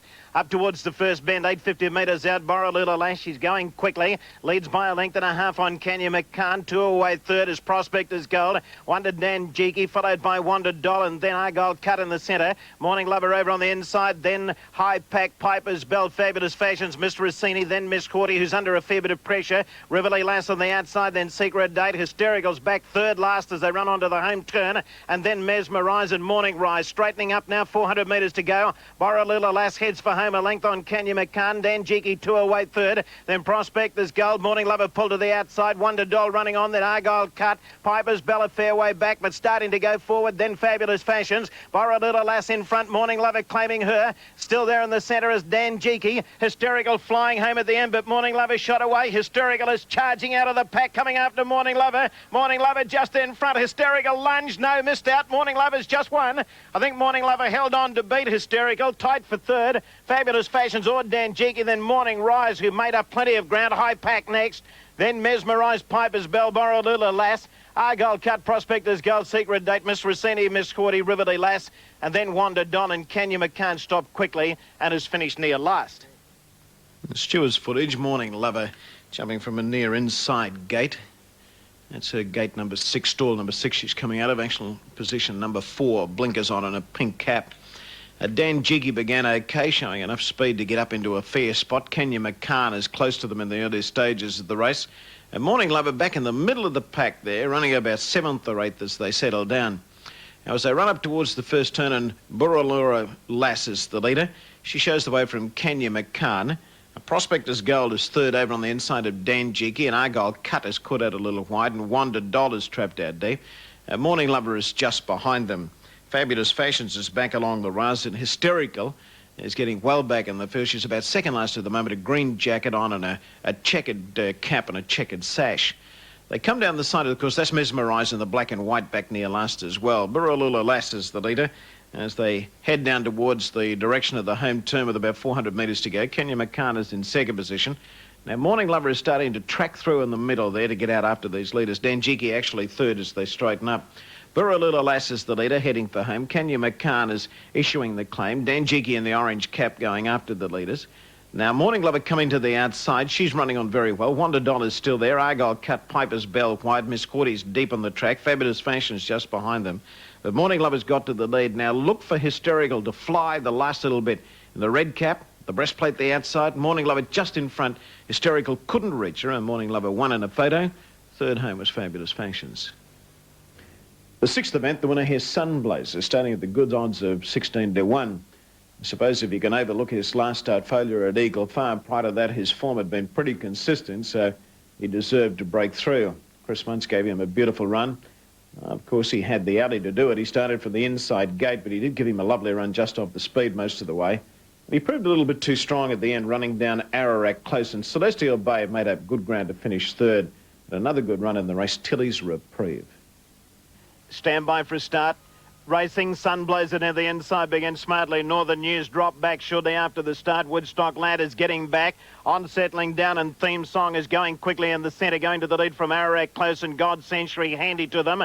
Pompeii Air is next on the outside, then Sunblazer and Cambo in the middle. Academy Award, Gilded Queen, Sugar Ray Red, followed by Kendamar, Northern News, and then put it together up on the outside, followed by Lord Braggett, and Pusan is getting back. Celestial Bay, Ben Scully, and Tilly's Reprieve is last of all. Onto the first bend, 800 metres out, and the leader Theme Song, 3/4 of a length in front. Ararat Close to second, two away third. Sunblazer getting a nice run on the inside of Pompeii Air and God Century deep. Academy Award is next on the outside, covering a little bit of ground on the outside of Cambo. Gilded Queen is over on the rails, then Kendamar, Northern News, Woodstock Lad, Sugar Ray Red, Pusan, Lord Braggett picking up ground in the middle, then Celestial Bay. Put it together, Tilly's Reprieve, and Ben Scully's last, heading for home. Ararat Close loomed up on the outside of Theme Song and ran to the lead. Sunblazer in third place, God Century, Academy Award down the outside running on. Pompeii Air lost his position, and they're clear of Cambo. Ararat Close in front, 150 out, he's clear. He's 2 lengths clear. In second place, Sunblazer. Celestial Bay getting a run on the inside, then Academy Award. They're swamping this leader now. Sunblazer going to the leader. Sunblazer grabbed Ararat Close and beat him. Sunblazer first,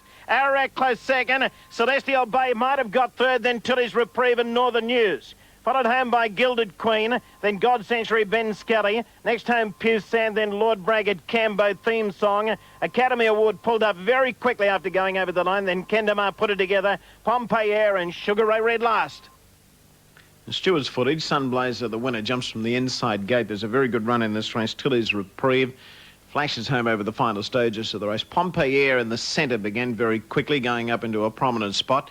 Sunblazer the inside began fast, and Ararat Close is going fast in search of the lead. Now, Sunblazer the inside is one of the joint leaders, dropping back into about 4th position as they settle down. Pompeii Air is caught out fairly wide, and God Century is fairly deep.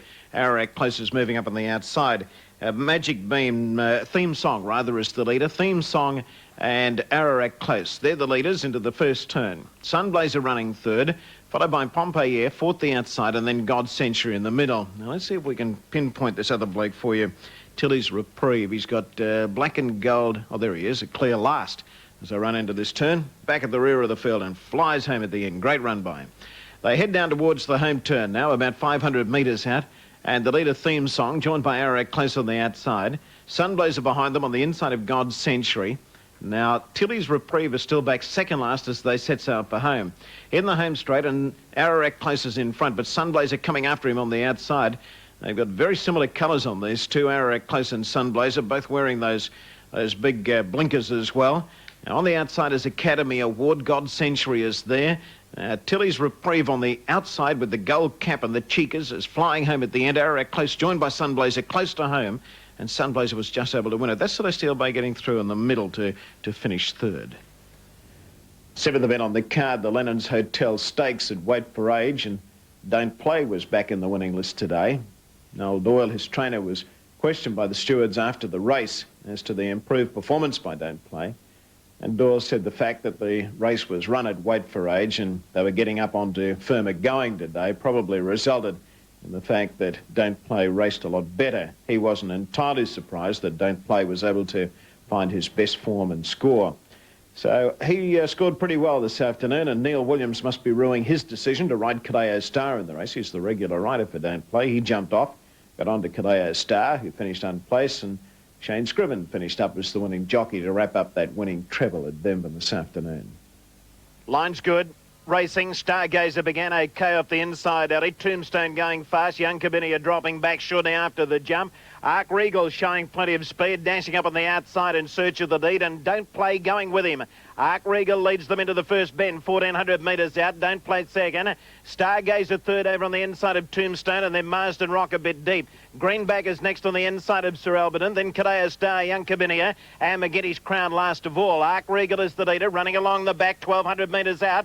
Arc Regal, 3 in front of Don't Play, 3 to Stargazer, 1.5 Tombstone, Marsden Rock on the outside, then Greenback the rails, 1.5 to Sir Alberton, then Young Cabinia, Cadeo Star, McGinty's Crown still last. Arc Regal given a breather, up to the next bend, 850 metres out. Arc Regal, 2 in front, Don't Play second, 1 away third is Stargazer, easing away from the rails. Getting up on the inside of Stargazer, Dream Greenback, followed by Tombstone, Marsden Rock, Sir Alberton, then Cadeo Star going forward, moving past Young Cabinia, and last of all McGinty's Crown down the side, 600 to go. Arc Regal a half in front of Don't Play, 1.5 away third Stargazer, followed by Greenback, Tombstone, then Marsden Rock, Sir Alberton, Cadeo Star, then Young Cabinia and McGinty's Crown last, heading for home. Don't Play is looming up on the outside of Arc Regal, and the old blokes hit the lead. It's Don't Play in front of Arc Regal. Stargazer now given full bore, coming after Don't Play, but he's got a handy break. Don't Play, 200 metres out. Don't Play shot away, 2 in front of Arc Regal. Stargazer struggling, then Tombstone, but Don't Play is well clear, close to home, and he's going to win today. Don't Play.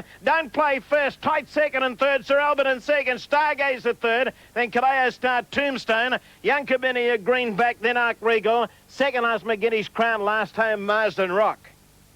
Now here's our steward's footage. Don't Play jumping out of stall number 11.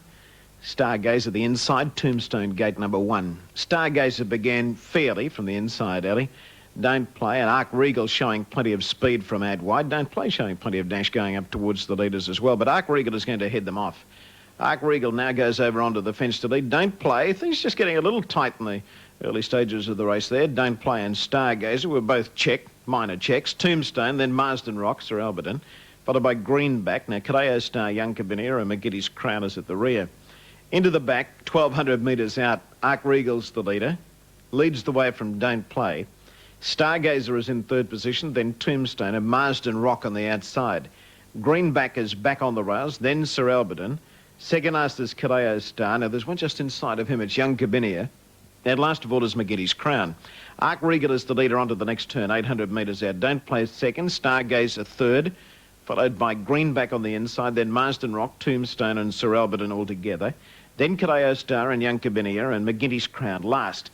Arc Regal in front. Don't Play moving a little bit closer. They come down the side. They've got about 650 metres to go. Arc Regal in front of Don't Play, and then Stargazer on the outside of Greenback, followed by Tombstone, Marsden Rock, then Sir Alberton, Cadeo Star, Young Cabinia. And at the rear of the field is McGinty's Crown. Into the home straight, and we'll switch to the head-on shot here. And Don't Play has loomed up on the outside, and he's moved away from Arc Regal. Now Stargazer's got his chance. Tombstone's got his chance on the outside, but there's not much chance of catching Don't Play. He was at his best today, and he's really racing strongly to the post. And with 200 metres to go, he's established a winning break. Scriven just pushing him along hands and heels. He's just drifting out a little bit, but Don't Play is far too good in the run home, and he goes on to win very convincingly. Healthy margin at the end, 4 lengths over Sir Alberton, and Stargazer third. Final event on the card, and punters went for a big lick here on Sign of Gold, who ran the 5-2 favourite. It was a long way back approaching the home turn, but Larry Cassidy was able to get a lovely run through the field. He claimed Mr. Composure halfway down the straight. Well, I guess in the last 100 metres of the race anyway. And he looked as though he was going to score pretty easily, but right on the line, Mr. Composure kicked back strongly, and in a very tight finish, the judge gave the nod to Sign of Gold. Tropical Bay went high, comes down. Racing, Natural Leader began okay. Segment dropped back short after the start. Outside began nicely. Natural Leader, Sign of Gold, joint leaders with Lightning Revenge in the step over. Mr. Composure driving through in the centre. Silver Munda's deep. Tropical Bay going through close to the inside. Bernie's Boy settling just off the leading pack, followed by Sterling Star's Todd Masada. Sign of Gold now drifting back to about midfield. By Invitation, Raise Your Glass, notwithstanding third last, then Segment. And same again at the rear. To the turn out of the straight, 1,600 metres to go. The Step Over takes up the running now, leads Natural Leader a length. Mr. Composure third, the outside, then Tropical Bay, Lightning Revenge, Bernie's Boys outside, Sign of Gold. Then Raise Your Glass, who's next on the inside. Sterling Star a bit deep, moving up outside of Sign of Gold. A length to Silver Munder, then Todd Masada by Invitation, notwithstanding Segment. And last of all, same again, 1,200 metres out. The Step Over bolting along out in front, leads by a length on Mr. Composure. Natural Leader a half away third on the inside. Then Lightning Revenge, Tropical Bay, Bernie's Boys, Sterling Star. Followed by outside on the inside, then Sign of Gold, Silver Munder, Raise Your Glass. Further back, notwithstanding, starting to pick up a little bit of ground now, moving up outside of Todd Masada. Then by Invitation on the inside, and same again and Segment together at the rear. Onto the next bend, 800 metres to go. The Step Over, a neck in front. Mr. Composure second. Natural Leader third, then Tropical Bay, Lightning Revenge, Sterling Star, Bernie's Boy. Followed by Silver Munder picking up ground. Outside next the rails, one to Sign of Gold, then notwithstanding. There's one dashing right around the field, going around them very quickly. It might be Segment. Followed by Todd Masada, Raise Your Glass. Outside drop back quickly, back to third last with same again and by Invitation as they run to the home turn, 400 metres to go. Mr. Composure joined by Tropical Bay on the outside. The Step Over still there, Lightning Revenge the inside, Sterling Star, Silver Munder, followed by Segment and Sign of Gold working his way through the field, notwithstanding them, giving them a long start, and he's on the extreme outside. Mr. Composure in front, but here comes Sign of Gold. Sign of Gold is finishing brilliantly in the middle, going after Mr. Composure. Sign of Gold, Mr. Composure, they hit it. I think he's just got there, Sign of Gold. Photo finish, Sign of Gold or Mr. Composure. And in third place, Bernie's Boys. Followed by Tropical Bay, same again, Todd Masada. Then Sterling Star, Raise Your Glass. Next in Natural Leader, the Step Over, Lightning Revenge, notwithstanding by Invitation. Outside then Silver Munder and Segment. Now, the winner's Sign of Gold comes from a good alley, but gets back. His pattern of racing is to get back. He began well from gate number 4 there, getting pretty late in the day. Lightning Revenge began okay, getting up into a fair spot too as Natural Leader shortly after the start. Mr. Composure right in the middle there with the breastplate on and the dark armbands and the dark cap. And going fast on the outside is the Step Over to go to the lead. Natural Leader second on the inside. Tropical Bay. Mr. Composure caught a little bit wide, fourth. Then Lightning Revenged, followed by Bernie's Boys in the middle. Now, Silver Munder's trapped out deep. Sterling Star caught a little wide, notwithstanding getting back. Now, where's Sign of Gold? He's well back in the field, just inside of Sterling Star, just a touch worse than midfield as they head into the back with about 1,400 metres to travel. Let's have another look at them as they race into the back straight. And Mr. Composure is moving up on the outside of the Step Over. The Step Over about 3/4 of a length in front of Mr. Composure. Natural Leader is third, and 3 back along the rails is Lightning Revenge. 1 out and 1 back, to use a trotting term, is Tropical Bay, and Sterling Star is right behind Tropical Bay. Silver Munder behind him. That's notwithstanding at the rear of the field. Now, just inside Silver Munder is Sign of Gold with the green sleeves and the red cap on. Bernie's Boys just up in front of Sign of Gold. Raise Your Glasses next on the rails. By Invitation, a fair way back. On the next turn, 800 metres out, the Step Over joined by Mr. Composure.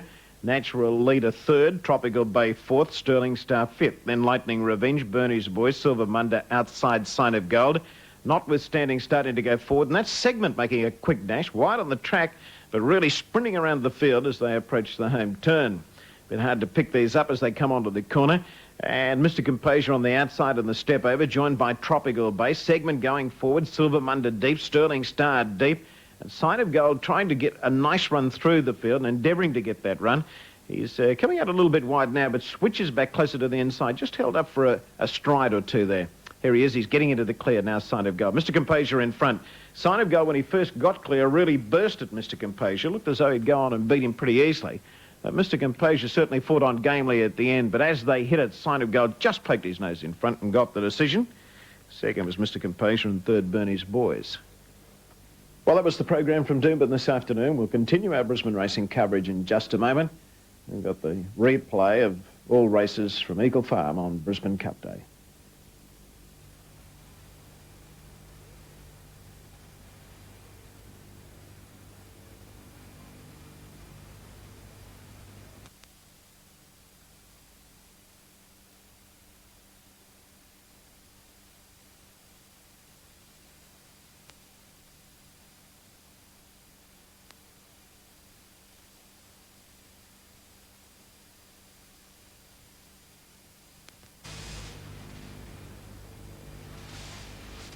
Do you know what we deliver for Bramble Security? No? Neither do we. But they ship it with us every time.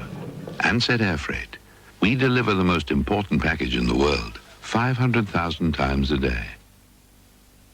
We now continue our Brisbane racing coverage. Brisbane Cup Day, Eagle Farm, the 10th of June. The Cup won by Just a Dancer. Great ride by Cassidy, great training performance by Graham Rogerson, and a great campaign in Australia for Just a Dancer. He was able to win the Sydney Cup during the autumn and the Brisbane Cup during the winter.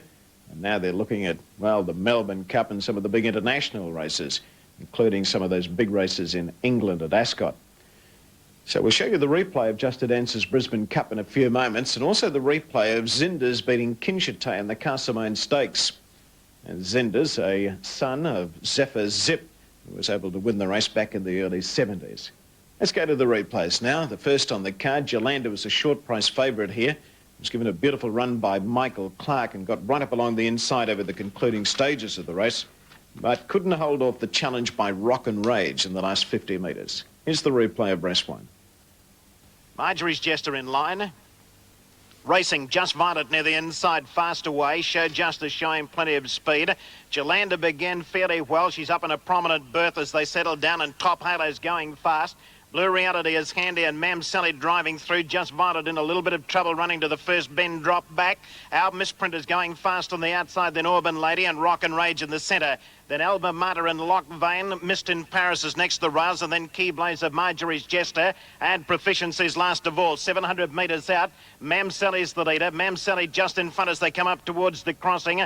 Top Halo is nice and handy to them. There's one up on the outside of the leader. It's Show Justice. Mam Sally and Show Justice in front of Top Halo. And Jolanda's getting a beautiful run just behind them on the inside. Then Our Misprint, followed by Auburn Lady starting to go forward, and further back Rock and Rage in the home straight now, short of 400 metres to go. Oh, look at the run for the favourite on the inside if she's good enough. Show Justice is just in front. Jolanda driving up along the inside of Mam Sally to tackle Show Justice now. Rock and Rage getting into the clear and running on. Jolanda in front, but Rock and Rage is a big danger on the outside. Rock and Rage has moved up to Jolanda, goes to the lead. Just Violet running on at the end, but it's Rock and Rage in front. Rock and Rage too good, beats Jolanda. Just Violet third, then Auburn Lady, Lock Vein, Alma Mater, Marjorie's Jester, Mist in Paris, followed by Blue Reality. Next home, Top Halo, Proficiency, Show Justice, Our Misprint, Mam Sally, and the last one home, Key Blazer.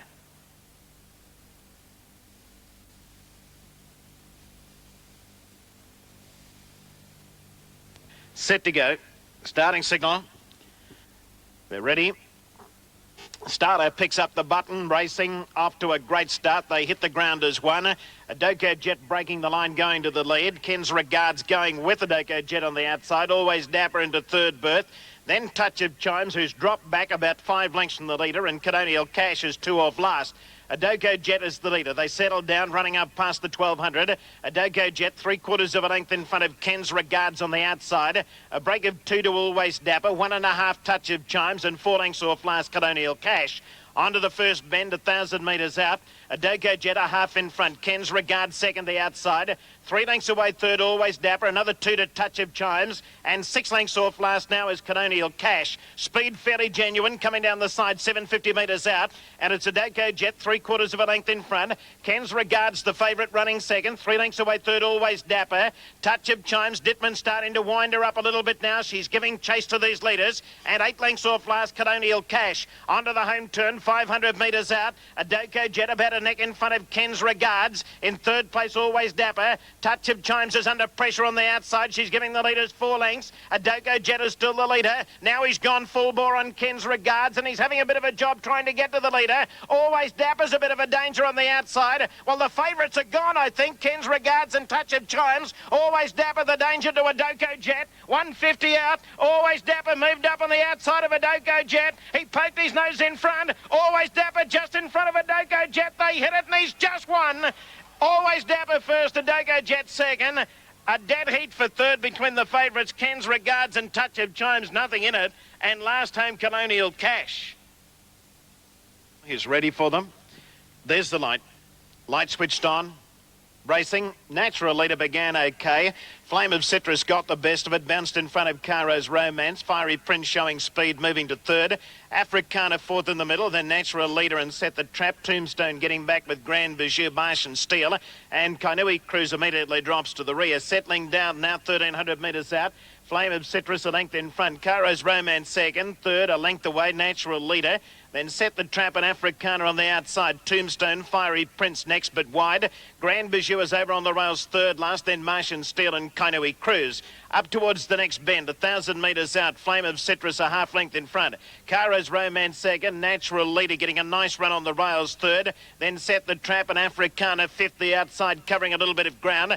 Tombstone starting to improve quickly now. And then Grand Bijou, Fiery Prince, Kainui Cruise and Martian Steel is last. Coming down the side, 650 out. Flame of Citrus a half in front. Caro's Romance is second. Third is Natural Leader on the inside of Set the Trap, then Africana, Tombstone the middle. Grand Bijou is next on the inside, then Fiery Prince, Kainui Cruise and Martian Steel. They set sail for home now, 450 metres out. Flame of Citrus and Caro's Romance, they're the joint leaders. Natural Leader coming to the outside and issuing the claim. Africana next, then Grand Bijou. Tombstone is back second last and under extreme pressure. They've got 300 metres to go. Caro's Romance, Flame of Citrus, they're fighting on. Natural Leader the outside, Africana. Tombstone starting to hit top gear and Grand Bijou in the middle. Here's a bit of a go. Flame of Citrus just in front. Grand Bijou and Tombstone flying the outside. Grand Bijou going to Flame of Citrus. They hit it. Grand Bijou. Grand Bijou has just won it. Photo second and third. Tombstone out wide and Flame of Citrus, who ran a heck of a race. Next in was Africana, then Natural Leader, who stopped. Fiery Prince, Caro's Romance. Further back, Set the Trap, Martian Steel and Kainui Cruise. Racing, Nazara Grey began quickly. Unbid Slam dropped back shortly after the start. Dancing Guest has ridden hard, going up in search of the lead. Just a Diamond, Elaine Shadow showing plenty of speed. Sedgwin is driving through in the centre and Banya Boy going fast. Chortle just off the pace as they settle down, then Lady Nikolai. Over on the inside, Nazara Grey, followed then by Good and Fast and Yodels. Kinjite a little bit deep. Ardillis getting back with Zinders. Unbid Slam, Quo Ego, Regent Spirit well back with Glorious Day. And Natchez immediately drops out last as they settle and head up towards the 1,000 and the leader. Moving up quickly on the outside, Banya Boy goes to the front now from Just a Diamond, and these leaders are going hard. They've raced away to lead by 6 lengths. Dancing Guest is running third and Chortle is fourth on the outside. Then Nazara Grey and Sedgwin in the middle. Elaine Shadow a little bit deep. Kinjite next on the outside of Lady Nikolai and Good and Fast on the rails. Wonder Yodels and then Zinders. Further back, Unbid Slam. Ardillis is next on the outside of Quo Ego. Well back is Natchez as they come down the side with Glorious Day, and Regent Spirit has dropped out last. Banya Boy and Just a Diamond joint leaders as they come onto the corner, 450 metres out. Dancing Guest 4 lengths away third. Chortle chasing them now. Pulled to the outside is Kinjite. He's running on. Zinder's coming into it. Good and Fast, Nazara Grey switching back to the inside. Then Natchez and Lady Nikolai. They've got 300 metres to go. Banya Boy joined by Kinjite on the outside. Zinder's coming at Kinjite. Die starting to wind up. Zinders on the outside, moved up to join Kinjite, and they're going stride for stride. Zinders and Kinjite, they're going to have a great battle in the run to the line. Zinders just in front of Kinjite, they're clear of Natchez. Zinders just in front, and then Zinders beat Kinjite. Third, Good and Fast, and fourth, Natchez. Followed home by Nazara Grey, Lady Nikolai and Yodels, then Regent Spirit, Dancing Guest. Next in, Banya Boy, Chortle, Sedgwin, Ardillis, Elaine Shadow, Just a Diamond. Well back was Quo Ego, and the last one over the line was Glorious Day. So we're just about set to go. They've all been loaded. Brisbane Cup start over at the 1,200 metre point. Set now, ready to jump. Line looks pretty good, Cool Credit right up to it. Racing, Frontier Boy near the inside, fast away. Just a Dancer, Spring Thaw dropping back shortly after the jump. Coconut Ice going fast in search of the lead. Melindra Glenlock and handy with Algonquin Brave, and Magnolia Hall is settling about 5th. Quiddity is trapped a little bit deep early. Lafrere is slipping up around the field into about 4th place but wide. Frontier Boy next on the inside. Then Avon Trap and Donegal missed on the inside. Water Boatman, Cool Credit getting back with Spring Thor and Just a Dancer. No speed on in the early part, coming down the side up towards the crossing the first time. And Lafrere now goes to the lead. Leads a length and a half on Glenlockin. Coconut Ice is a length away third. Melindra fourth on the inside. 1 to Algonquin Brave, followed by Equidity a bit deep. Magnolia Hall is next in the middle. Then Frontier Boy. For the McDonegal missed Water Boatman, Cool Credit. Avon Trap trapped out fairly deep. Then Just a Dancer. And last of all is Spring Thor. Around the home turn the first time, Lafrere put back on the bit, cantering along out in front of half clear. Glenlockin second. Algonquin Brave is third over on the inside, followed by Coconut Ice is out a little bit deep. Frontier Boy is next on the inside. By crikey, they are going slow. You'd beat them on foot at the moment. Midfield is Equidity outside of Water Boatman. Then Magnolia Hall, who's been shuffled back through the field. Cool Credit on the outside, racing a little bit deep, but Cookie's happy enough to be out there. Avon Trap is next, then Donegal missed Just a Dancer. And Spring Thor is last of all, about 15 lengths from the leader. Going to the turn out of the straight, 2,000 metres left to go. And it's Lafrere, 3/4 of a length in front. Glenlockin second, Algonquin Brave third on the inside of Coconut Ice, followed by Frontier Boy inside of Avon Trap and Melindra, then Water Boatman inside of Equidity. Out wide on the track is Cool Credit, he's 4 deep outside of Magnolia Hall. Donegal missed and Spring Thor at the moment, and last of all is Just a Dancer coming up towards the 1600. Lafrere, he's the leader, he leads by a length on Glenlockin with Algonquin Brave third, being passed now by Melindra on the outside, then Coconut Ice, and there goes Avon Trap slipping up around the field, moving into fourth berth now. Frontier Boy is next on the inside of Water Boatman, then Equidity, who's still out fairly wide, followed by Spring Thor, Donegal missed Cool Credit, then Magnolia Hall, who's been shuffled back to second last, and Just a Dancer at the rear. The boy's gone for home on Avon Trap. 1,200 metres out, the saddle may have shifted, so he's going to take full advantage of it, and he's going to let him slip along, and he's raced away to lead by 6 lengths. Melindra's running second, another 6 to Equidity on the outside of Coconut Ice, followed by Frontier Boy, then Lafrere. Water Boatman, Glenlockin is next, and then Algonquin Brave, Spring Thor, Donegal missed, Magnolia Hall, Just a Dancer, and Cool Credit is last of all. Avon Trap is the leader down the side, 850 metres out. Avon Trap about to be collared by Melindra on the outside, and Frontier Boy into a handy third. Then Equidity racing with Coconut Ice, followed by Water Boatman. Lafrere, Donegal missed, then Algonquin Brave, followed by Glenlockin. Starting to pick up ground close to the inside is Spring Thor, then Magnolia Hall. Just a Dancer's wide on the track, and then Cool Credit. They're packing up as they run towards the home turn, 450 metres out. Melindra's gone to the lead now. Melindra in front of Frontier Boy. Equidity on the outside. Water Boatman running on. Donegal misses, switch wide, so is Just a Dancer, then Lafrere. Magnolia Hall and Spring Thor. Spring Thor's got a beautiful run close to the inside, going up to tackle the leaders. 300 metres out, Equidity and Spring Thor. Just a Dancer on the outside coming after them. He's probably got his nose in front. Just a Dancer. Just a Dancer in front of Spring Thor. Just a Dancer coming away from Spring Thor. Then Equidity and Donegal miss, but Just a Dancer, he's too good. Just a Dancer first. Spring Thor and Donegal miss in a photo second and third. Then Equidity and Glenlockin. Followed in by Algonquin Brave, and then Cool Credit. Next time Water Boatman, Magnolia Hall, Frontier Boy, then Coconut Ice, Melindra, and Lafrere, the last one over the line. Line looks fairly good. Ready to jump. Racing, Royal Saga begins smartly off the inside. Speed of Danny and Tingo Tail showing plenty of dash early. Heavenly Slant fast away, and Lavender Blue showing speed with Sir Alberton up on the outside. Then Belmacara, Alert Dancer, and Jack Attack immediately drops out last. Tingo Taylor's the leader, 1,100 metres out. Leads by a length on Lavender Blue, who's a little bit deep, but sliding up to join the leader now. Sir Alberton a handy third. Royal Saga's fourth on the inside, then Speed of Danny, Heavenly Slant. Alert Dancer, Willie's Raider getting back in the field, and Jack Attack's back towards the rear. Onto the next bend, 850 metres out. Lavender Blue now races away to be 2 in front of Tingo Taylor and Sir Alberton. Then Heavenly Slant sliding into third place on the outside. Royal Saga on the rails. Jack Attack and Belmacara going forward. Then Speed of Danny, Alert Dancer, and Willie's Raider last. 600 metres out, and the leader Lavender Blue a length and a half in front. In second place is Heavenly Slant. Third Royal Saga the inside, then Belmacara. Wide on the track is Jack Attack, and then Sir Alberton as they straighten up. Dropping out of it is Tingo Tail, and then Speed of Danny and Alert Dancer well in the straight, 350 metres to go. Lavender Blue joined by Heavenly Slant on the outside. Coming after them, Jack Attack, Royal Saga struggling behind them, then Belmacara and Sir Alberton. Jack Attack's race to the front at the 200. Jack Attack just in front of Heavenly Slant and Lavender Blue. Jack Attack starting to edge away from Heavenly Slant, and Jack Attack's going to be too strong in the run home. Jack Attack first, Heavenly Slant second, Sir Albert in third, then Belmacara, Lavender Blue, followed by Royal Saga, Speed of Denny. Next home, Alert Dancer, Willie's Raider and Tingo Tail, the last one home.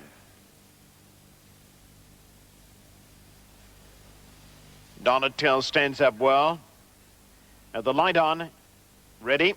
Racing, Donatel began smartly, Datum Point fast away.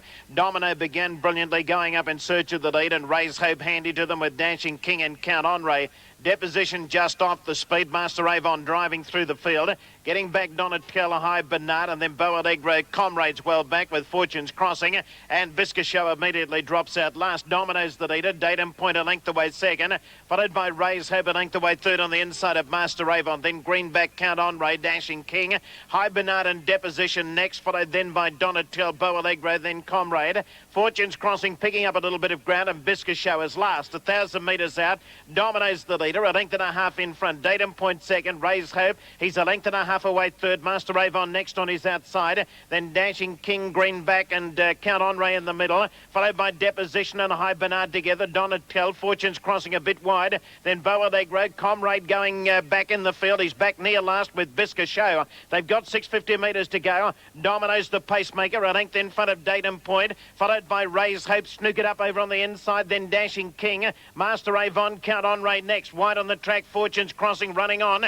Then High Bernard, who's just behind them in the home straight now. Domino's the leader, a length in front of Raise Hope, going for a run on the inside and about to get it. Datum Point running on. Down the outside, Fortune's Crossing, and Deposition is coming home hard. They've got 200 metres to go. Raise Hope's hit the lead, but Deposition is claiming him on the outside. Deposition going after Raise Hope. Deposition the outside in front of Raise Hope, and Deposition's going to come away. Deposition first, Raise Hope second. Third in was Fortune's Crossing, and then High Bernard, Donatel, followed by Datum Point and Domino. The next one in was Count Henri, well back Comrade. Further back in the field, Dashing King, Master Avon, Boa Alegre, Bisca Show, and Greenback was the last one home. And they get the gate shut behind Split's Memory, so everything's right now for a start in the last race of the day. Stand by. All in, set, light on. Racing. Whiskey Shadow began brilliantly near the inside, hit the ground a length in front of Sir Geoffrey, who's going back. Spicy Nip. Mango Muncher, Louis Louis showing a lot of speed in the early stages, and Mango Muncher is going to burn them off. 1,000 metres out, Mango Muncher raced away to lead by 2 lengths. Louis Louis is second. 2 away third, Poetic Veil, followed by Whiskey Shadow, and then Spicy Nip and Charcoal Grill deep. Sir Geoffrey and My Minister getting back in the early part of the race. Well back also is Superior Roman as they come down the side. King's Love about third last, and Deadly Silent about fourth last. Up towards the crossing, 650 metres out. Mango Muncher's flying along out in front, leading by a length or so. Louis Louis moving up to tackle him now on the outside, and he's about to cruise to the front. They head for home now, 450 metres out. Louis Louis got away from Mango Muncher to lead by a length or so, but now Mango Muncher's kicking again on the inside. Mango Muncher and Louis Louis, they're together as they come down past the 250, with Mango Muncher kicking right away from Louis Louis to lead by about 3 lengths. Poetic Veil is in third place. King's Love Splits Memory down the outside. Then My Minister and Charcoal Grill, but Mango Muncher, with 100 metres to go, he's well clear of them, and he's going to kill them in the run to the line. Mango Muncher first by 4 lengths, tight second and third. Splits Memory is in a photo with My Minister and Louis Louis. Then King's Love, Spicy Nip, Charcoal Grill, Poetic Veil. Next time was Sir Geoffrey. He never got in it. Superior Roman well back with Deadly Silent and Whiskey Shadow. Well, that was the Brisbane Cup card from Eagle Farm. Now let's have a look at the midweek fixture from Bundamba. It was a 4BC sponsored day, and the feature race, the 4BC Trophy, was won by Sam Nam, ridden by Cyril Small, and Cyril was able to give this bloke a lovely run just off the speed most of the way, claimed them as they straightened up, and went on to score very easily. And it wrapped up a winning treble and gave Cyril Small a 100% record at Bundamba, 3 rides for 3 wins. Here's the replay of the first race. The line looks as though it's pretty well right now. Yes, there's the light. Set. Racing.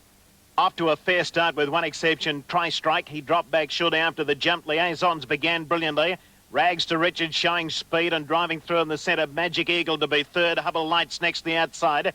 Followed by Doubtful Gold, who's fairly deep. Shorter Moore's wide as well.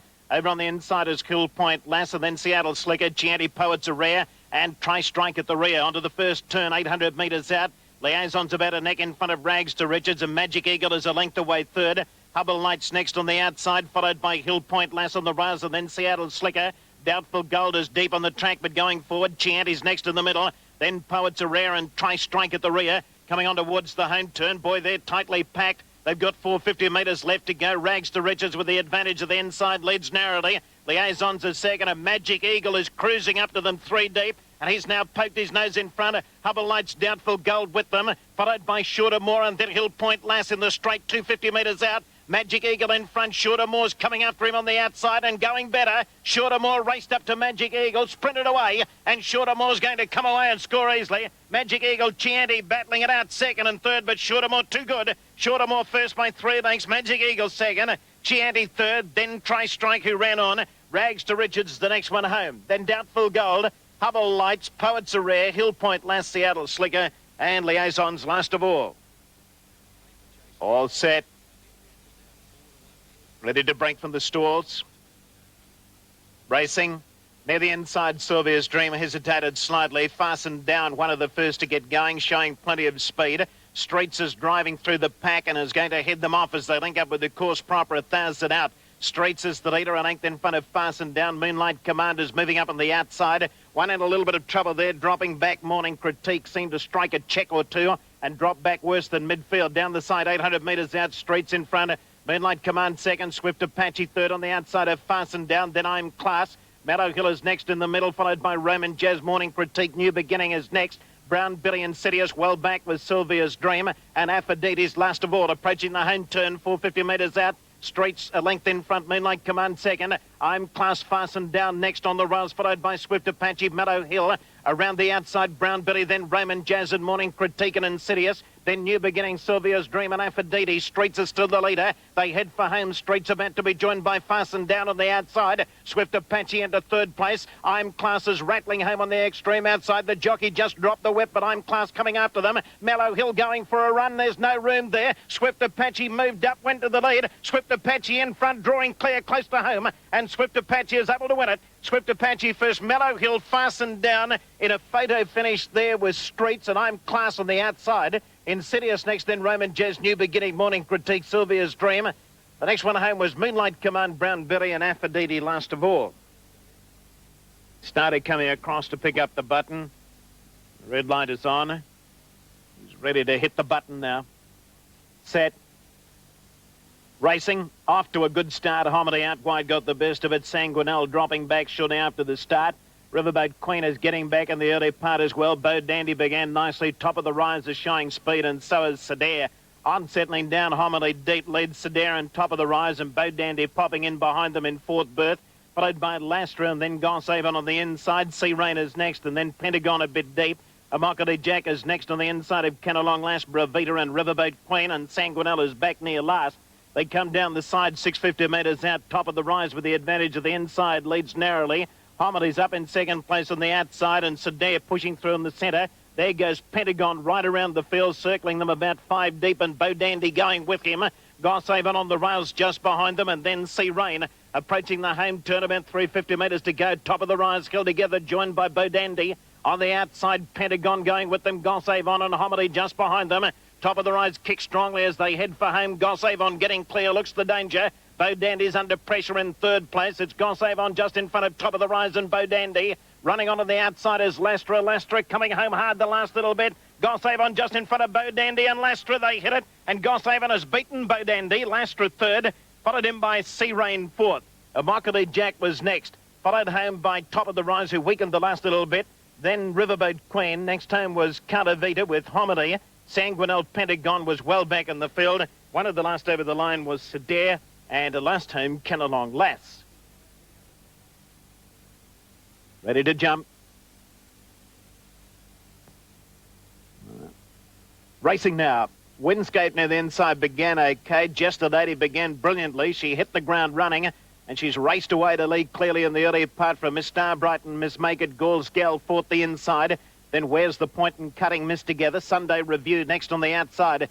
Miss Mephisto's getting back, so too is Morning Madness.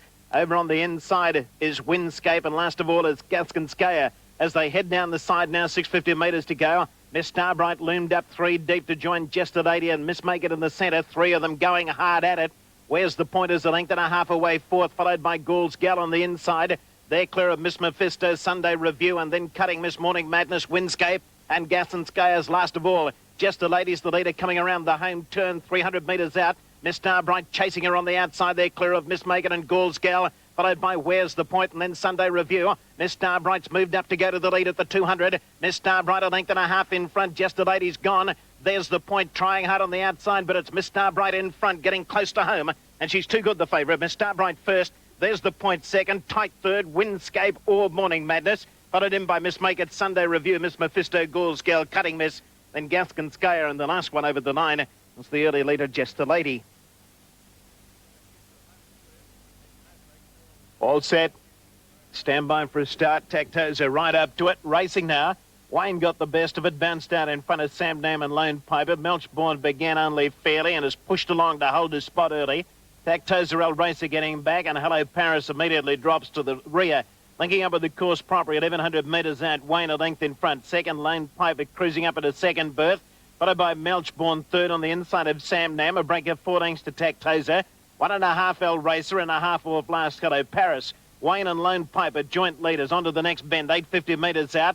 Wayne the inside, Lone Piper the outside. They're stride for stride at the moment. 3 clear of Sam Nam, followed by Melchbourne, given a couple of smacks with the whip in fourth berth.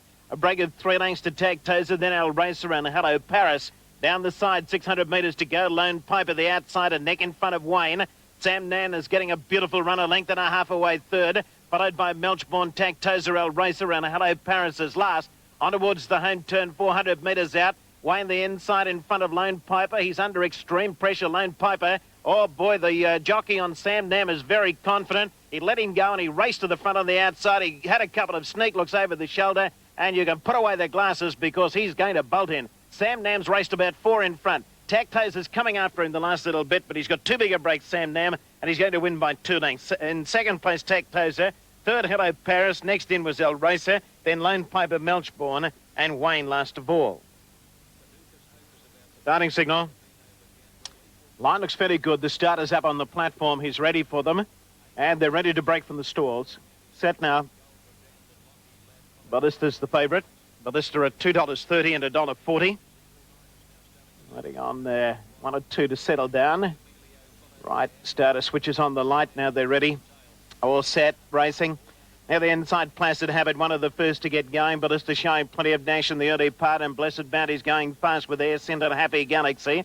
Getting up into a handy Posse Majestic Night on the outside of Country Harvest. Tongas getting back with Mitty Blue and Mount Nathan back last. Ballista's the leader into the first turn, 800 metres out, shoots away. Leads by a length and a half. Moving up to second on the outside, Squib Zing and Blessed Bounty. Then a Happy Galaxy and Airsin next on the inside. Then a Harkham Dean. Wonder Majestic Night, a length and a half to Country Harvest, followed by Tongas on the outside.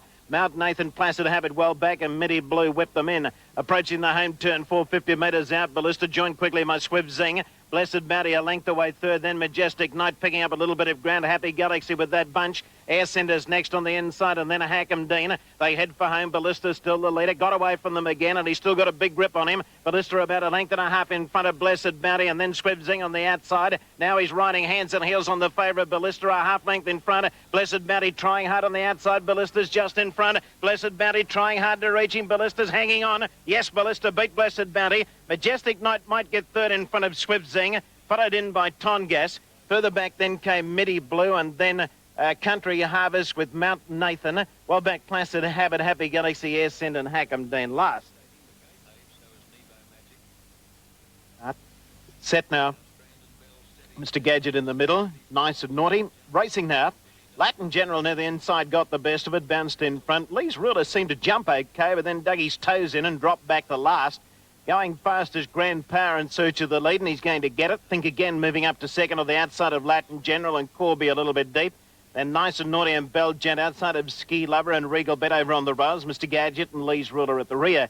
Running into the back now, coming up towards the 1100, and it's Grand Power bolting along out in front, leading by 2 lengths. In second place is Corby up on the outside of Latin General, then Bell Gent. In between horses, Think Again, then Ski Lover covering a little bit of ground. Regal Bet over on the inside. Back third last, Naughty and Nice. Second last, Mr. Gadget, and Lee's Ruler at the rear. 850 metres out. Grand Power, 3/4 of a length in front. Corby second. Latin General a length away third. Then Belgian and Think Again together. Followed by Regal Bet on the inside. Then Ski Lover, Nice and Naughty in the middle. Second last, Mr. Gadget, and then Lee's Ruler. 600 metres to go. Grand Power has been on top from the jump. Grand Power a half in front. Corby second, and Belgian going up to make a line of 3 on the outside. A bit more pressure on now. Latin General's a length away fourth on the inside of Think Again, followed by Nice and Naughty picking up ground, then Ski Lover, Mr. Gadget fairly deep, Regal Bet over on the inside, and then Lee's Ruler. Corby's race to the front as they head for home, 300 metres out. Corby got away from Grand Power. Belgian coming at Corby on the outside. Latin General looking for the way clear. Corby's in front. Belgian trying hard to get on terms with Corby. Corby and Belgian. Corby's just in front of Belgian. This is going to be a big finish. They're drawing to the wire. They hit it. Belgian, I think's won it by a nose. Belgian, I'd say, has just beaten Corby, but boy, there's nothing in it. Lee's Ruler flashed home to get third. Something beaten after missing the kick. The next one in was Naughty and Nice, followed home by Think Again, Latin General, Ski Lover, Mr. Gadget, Grand Power, and last over the line, Regal Bet. The BBS Breeders' Stakes Fillies and Mares, black type race. Set now, racing. Master Hawk near the inside began fairly. Chainbreaker fast away, showing speed. Mr. Applause getting up into a handy spot. Astral Blue a little wide in the early part. Marmion drifting back with Narish Keener as they head towards the back now, coming up towards the 1200. And Chainbreaker taken on quickly by Roadie Miss on the outside, who surges to the front. Jimmy Jiver now into second berth. Chainbreaker dropping into the box seat, a length away third on the inside. Then Mr. Applause and Master Hawk inside of Astral Blue, followed by Narish Keener, Sound the Bugle getting back. And Marmion's down at the rear of the field with Jack the Knife, leaving the 1,000-metre point behind them. And the leader here, Roadie Miss, a half-length in front. Jimmy Jiver's second, and Chainbreaker's a length away third. Fourth up on the outside is Mr. Applause, and there's Astral Blue slipping up around the field into fourth place on the outside. Sound the Bugle going forward.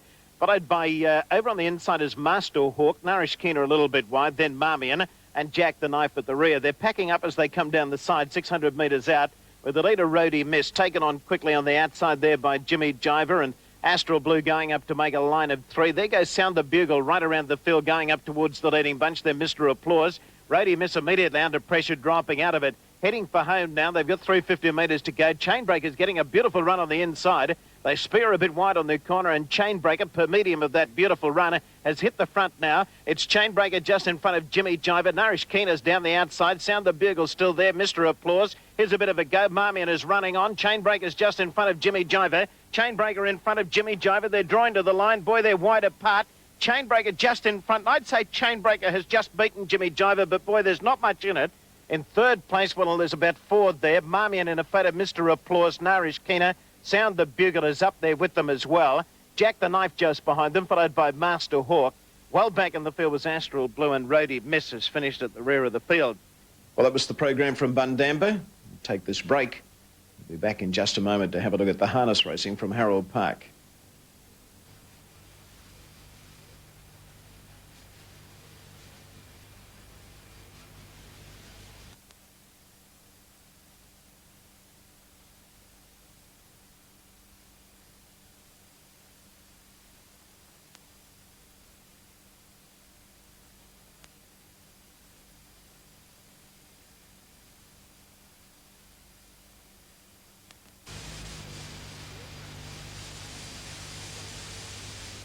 How do you get a 2-metre crocodile from Sydney to Perth Zoo?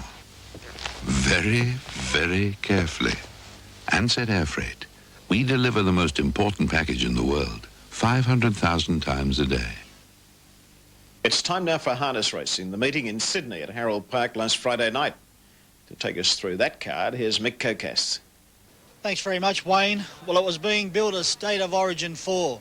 The feature event on tonight's program, the clash of 5 of Victoria's outstanding horses up against 4 of the very best from New South Wales in the final of the Clancy's Food Stores 4 and 5-year-old championship.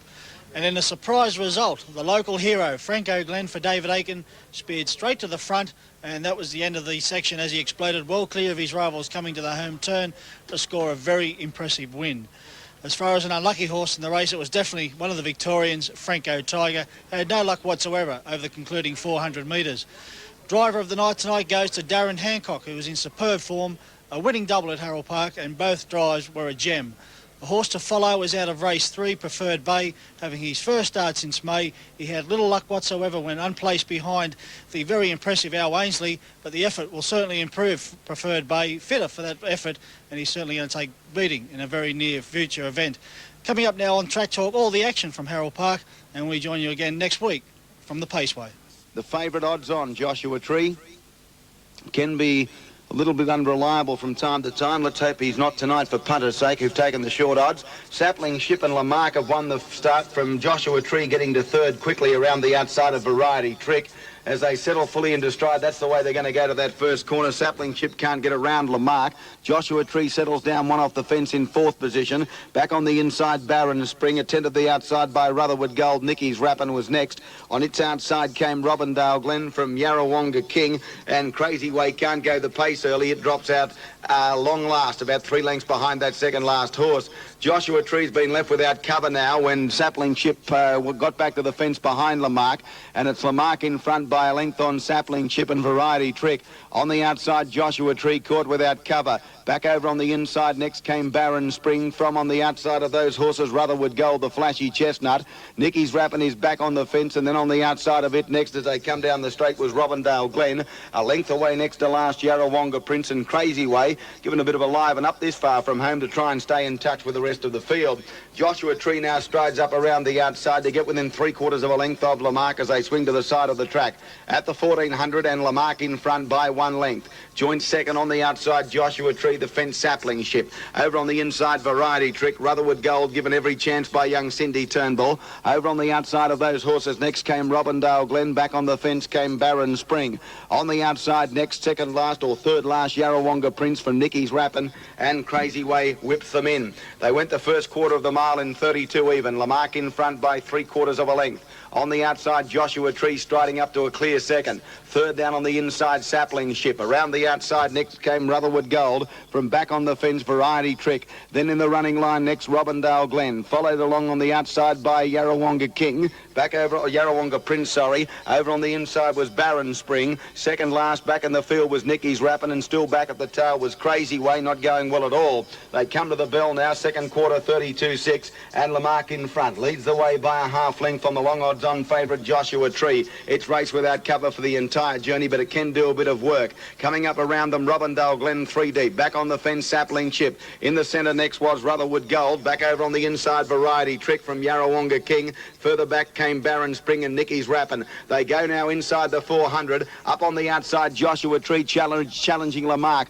Around them out 3 and 4 deep was Robindale Glen. Back over on the inside next was Variety Trick from Sapling Ship. And then came Yarrawonga Princes, are about to come up to the home turn. And on the outside, Joshua Tree and Lamarck having a ding-dong go. On the outside, Joshua Tree put the head in front, drew a half, now a length. Into second, Lamarck, then Sapling Ship. Further back in the field, Variety Trick. And then Robindale Glen and Yarrawonga Prince getting clear late. But he's going to win the favourite Joshua Tree. Sapling Ship got up for second. Third home was Lamarck. Fourth in was Yarrawonga Prince. Followed next in by Variety Trick and then Robindale Glen. Next, Barron Spring. Nicky's Rappin. Well back in the field, Rutherwood Gold didn't give a yelp after being given every chance. And last of all, Crazy Way was never travelling at all.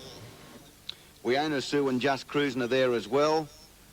And on the outside, Bush Tucker Man, of course. The blue light about to flash, and Peals of Thunder was away okay off the 3 gate. Down on the inside, Happy Rhythms trying to join it. And in between them, there was the favourite, which is Atomic Field in the run to the first corner. A bit of a battle for early supremacy here. Peals of Thunder can't get around Happy Rhythm at the moment. These two having a ding-dong duel in front, with Peals of Thunder drawing about 3/4 in front.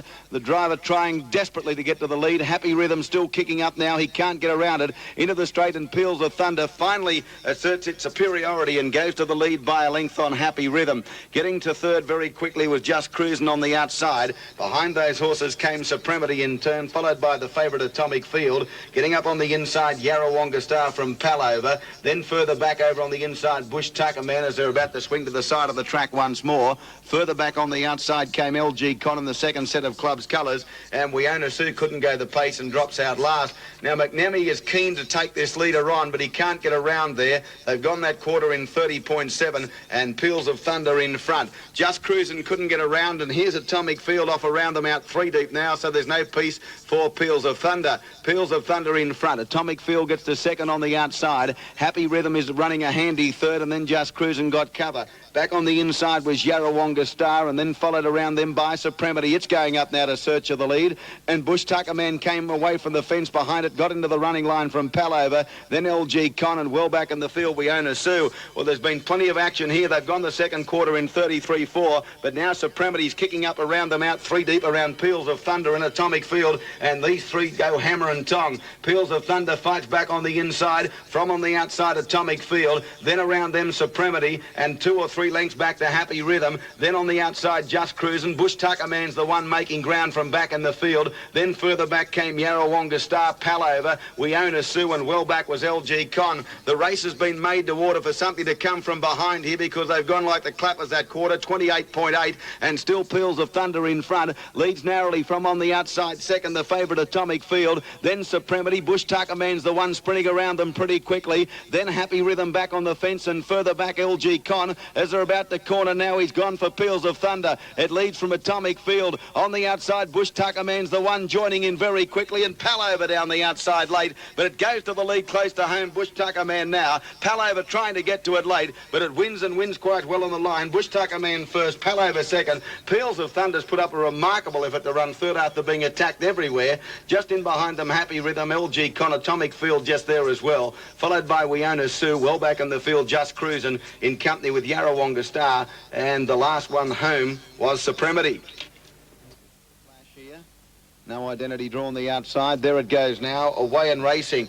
Now, No Identity began pretty well off the outside, and Overactive's going quickly as well and kicking up on the inside, Preferred Bay to hold the other two at bay. Blue Gum Chief settles down fourth from Bluegrass Special. Now, the Spokesman began very quickly from the second row, and he goes up midfield but caught deep.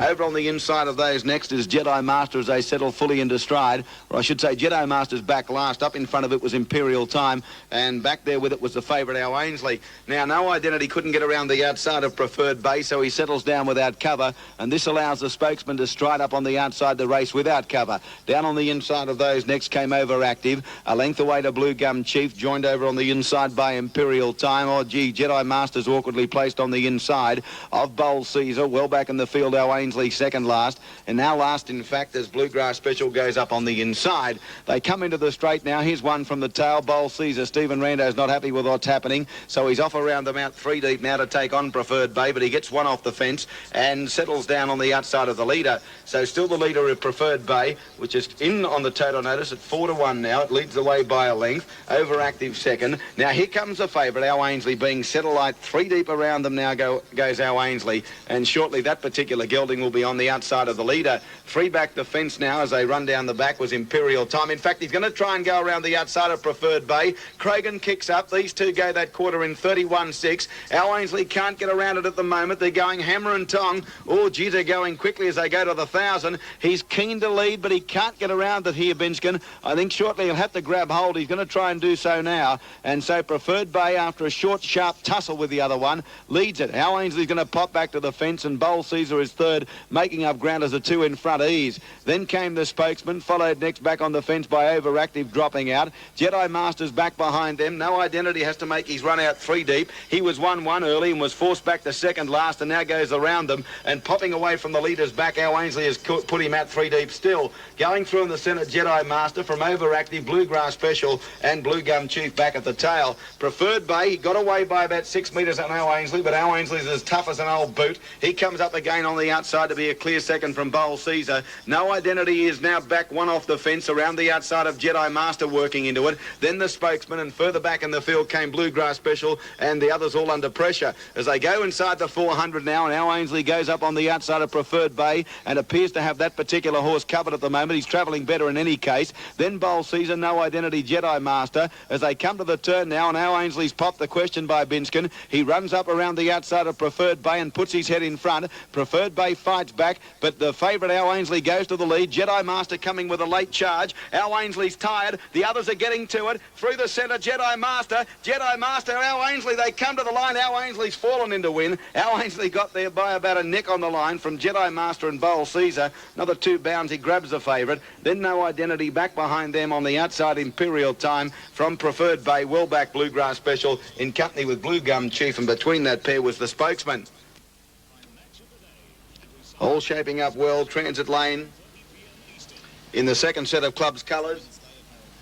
Blue light about to flash. There it goes, away and racing. Now, Smart Paleface appeared to get the best of it off the outside in company with Harbour Glow. Swing Out Sister down on the inside, and Franco Glen, a line of 4 into that first corner. Transit Lane got into the one back early around Franco Tiger. Then further back came the Unicorn. On the outside, 3 deep, We Own a Chief. And back at the tail of the field was Generator. Let's see what happened when they sorted themselves out. Back to the lead as we go, and Franco Glen got to the lead by a length on the stablemate. Make it a length and a half. Swing Out Sister.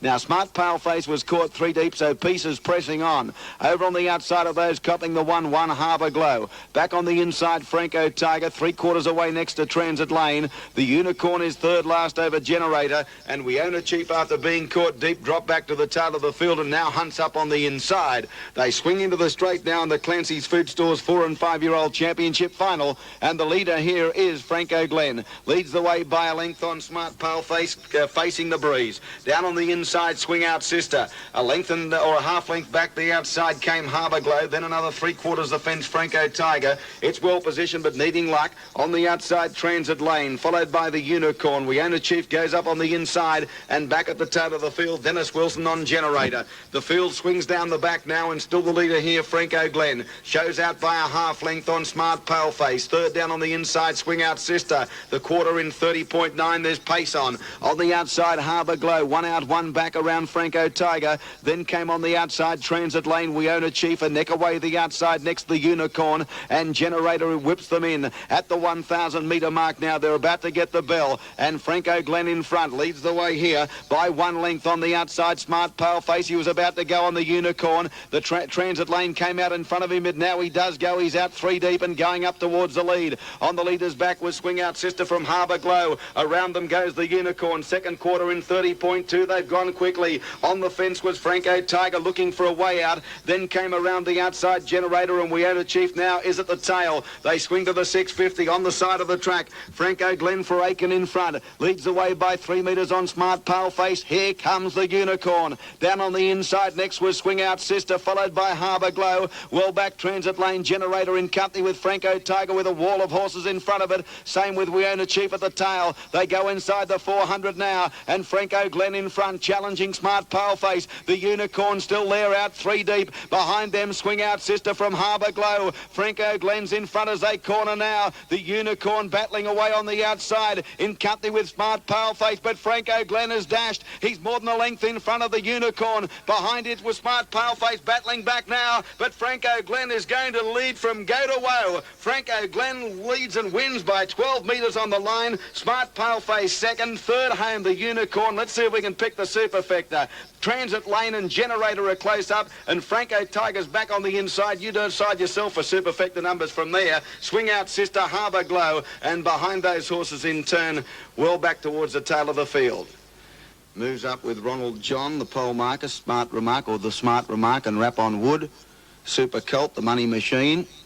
Blue light about to flash. There it goes now. Jane Leslie was away okay off the outside. He's taken hold on Ronald John. He's looking to try and get in, but he's going to end up back last as they settle into stride, and the Money Machine goes straight to the lead. Jane Leslie's gone roughly on that corner. She's got her head turned to the side.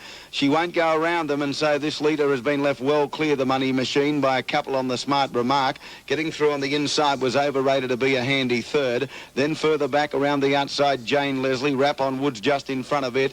Then back behind them, Ronald John making up ground on the inside of Innocent View as they come down the home straight. Well back in the field with Silky Blue Chip second last, and under the restraint, Super Colt's gone back to the tail of the field. Jane Leslie eventually picked up the bit and goes up the race without cover, but the Money Machine's in front. Leads the way by a length or so. Second in the event is the Smart Remark. Third overrater on the inside of Jane Leslie. Then Rap on Wood behind them from Ronald John, Innocent View. Then Silky Blue Chip second last, and Super Colt's back at the tail. They go down the back approaching the 1200. That quarter in 32. 31.3, and the Money Machine is the leader. In front by about a length or so, running second the Smart Remark, then Jane Leslie. 3 back the fence was Over Raider, and so too's Ronald John. 4 back the fence, Rap on Wood the outside from Innocent View, then Super Colt and Silky Blue Chip on the outside is last of all. They're about to swing back into the home straight here, and the Money Machine in front leads the way by about a length. The Smart Remark, he's coming away from the fence on that by the look of it. Over Raider's back behind him, going around them out deep. Silky Blue Chip now. Jane Leslie was behind those horses from Rap on Wood as Silky Blue Chip goes up around them 3 deep. They put on a bit of pressure here. The Smart Remark and Silky Blue Chip go past the Money Machine. Then Jane Leslie from Rap on Wood, Over Raider. Ronald John behind them, and Innocent View well back in company with Super Colt.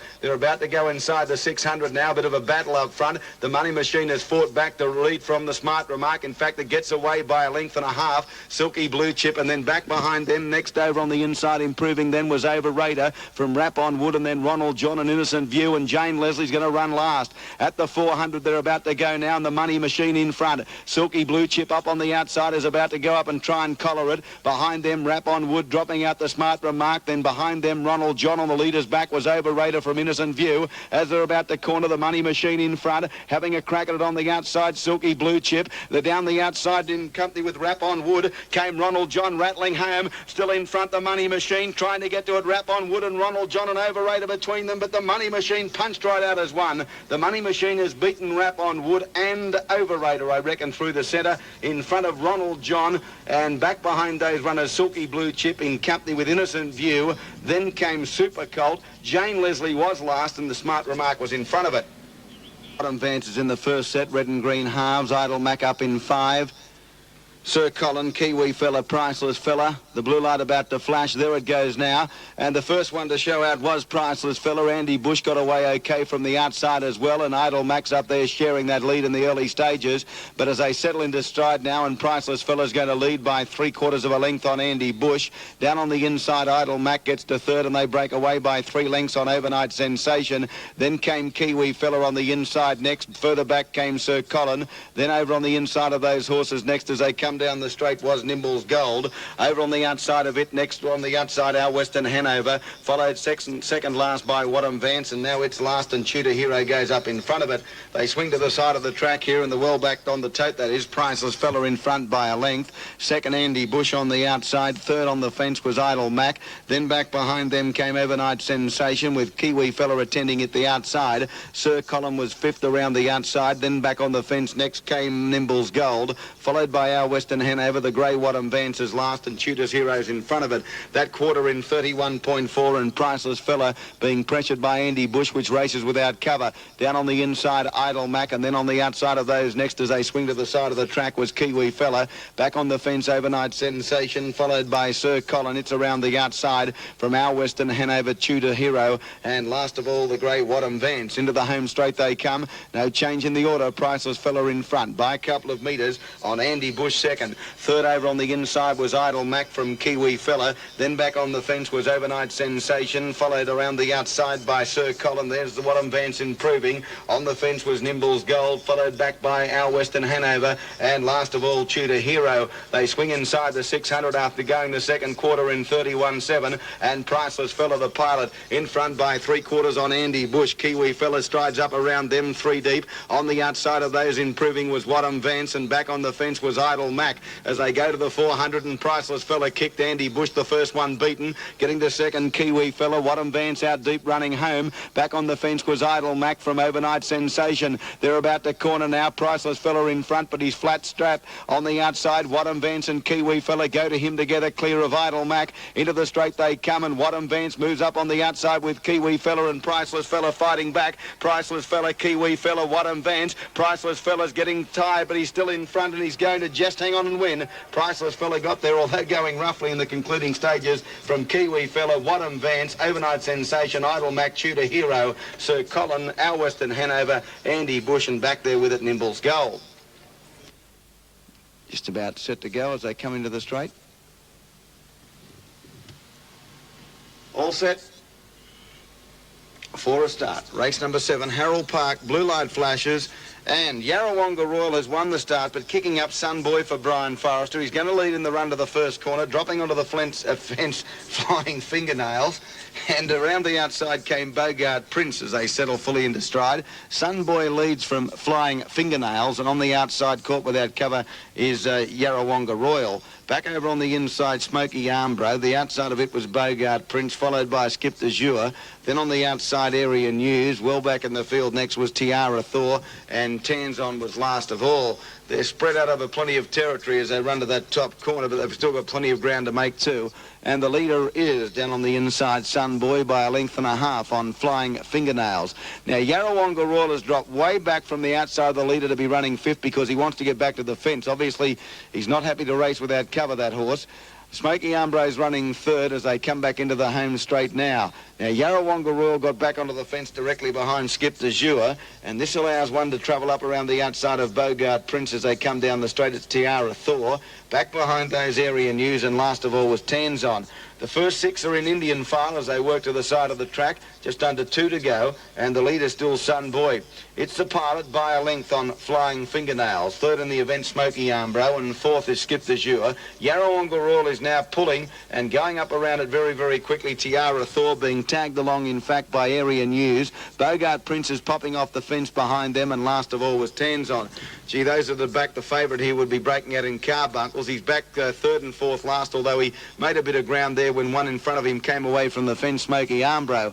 Now, the leader still is Sunboy, leads by a length and a half on Flying Fingernails. That horse that came away from the fence and goes up the race without cover was Smoky Armbro. Back over on the inside, Barbara Micallef on Skip the Jour. Then Tiara Thor, Yarrawonga Royal back on the inside of Area News, Bogart Prince and Tanzon.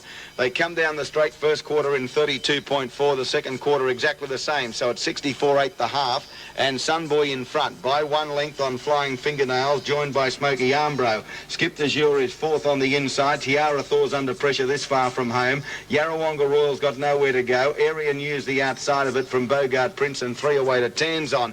Down the back they go, and Sunboy's travelling as well as anything. It leads the way by a length, running second Flying Fingernails, although now Smoky Armbro goes up past it. Then behind them, Tiara Thor applying some pressure from Area News. Yarrawonga Royal still back third last, but only 3 off the lead, but needs a ton of luck. Sunboy now skipped away by a length and a half on Smoky Armbro. Tiara Thor and Area News. Yarrawonga Royal's bailed up behind them as they corner. Sunboy's the one you want to be on as they corner it. Kick 3 in front for Forrester. Yarrawonga Royal, he still can't see daylight. He'll switch back to the fence. Smoky Armbro, Tiara Thor, and now Yarrawonga Royal getting going right up along the inside. But Sunboy's going to win in an absolute breeze. Bogart Prince is down the outside late, but it won easily, Sunboy. Gee, second and third's tight. Smoky Armbro's in a photo with Yarrawonga Royal. Smoky Armbro, I reckon, second, and those in front of Yarrawonga Royal. And on the outside of that duo was Bogart Prince. Then came Tiara Thor, Area News, Skip the Jour, a gap in the field next. Well back, in fact, it was Flying Fingernails. Barrier 3 is Double Sport. Bada Bambino in 4. All set a mile the journey, blue light flashes, there they go, and Free Jesters won the start. Away well was Double Sport on the outside, trying to lead it from Bada Bambino. Pretty keenly contested affair in the run to the first corner, trying to get around them, Double Sport on the outside of Free Jest, and I think he may just clear it now. Free Jest, he's kicking up, but Double Sport's going to go to the front. So Double Sport in front here for Kyle Barnes by a length on Free Jest.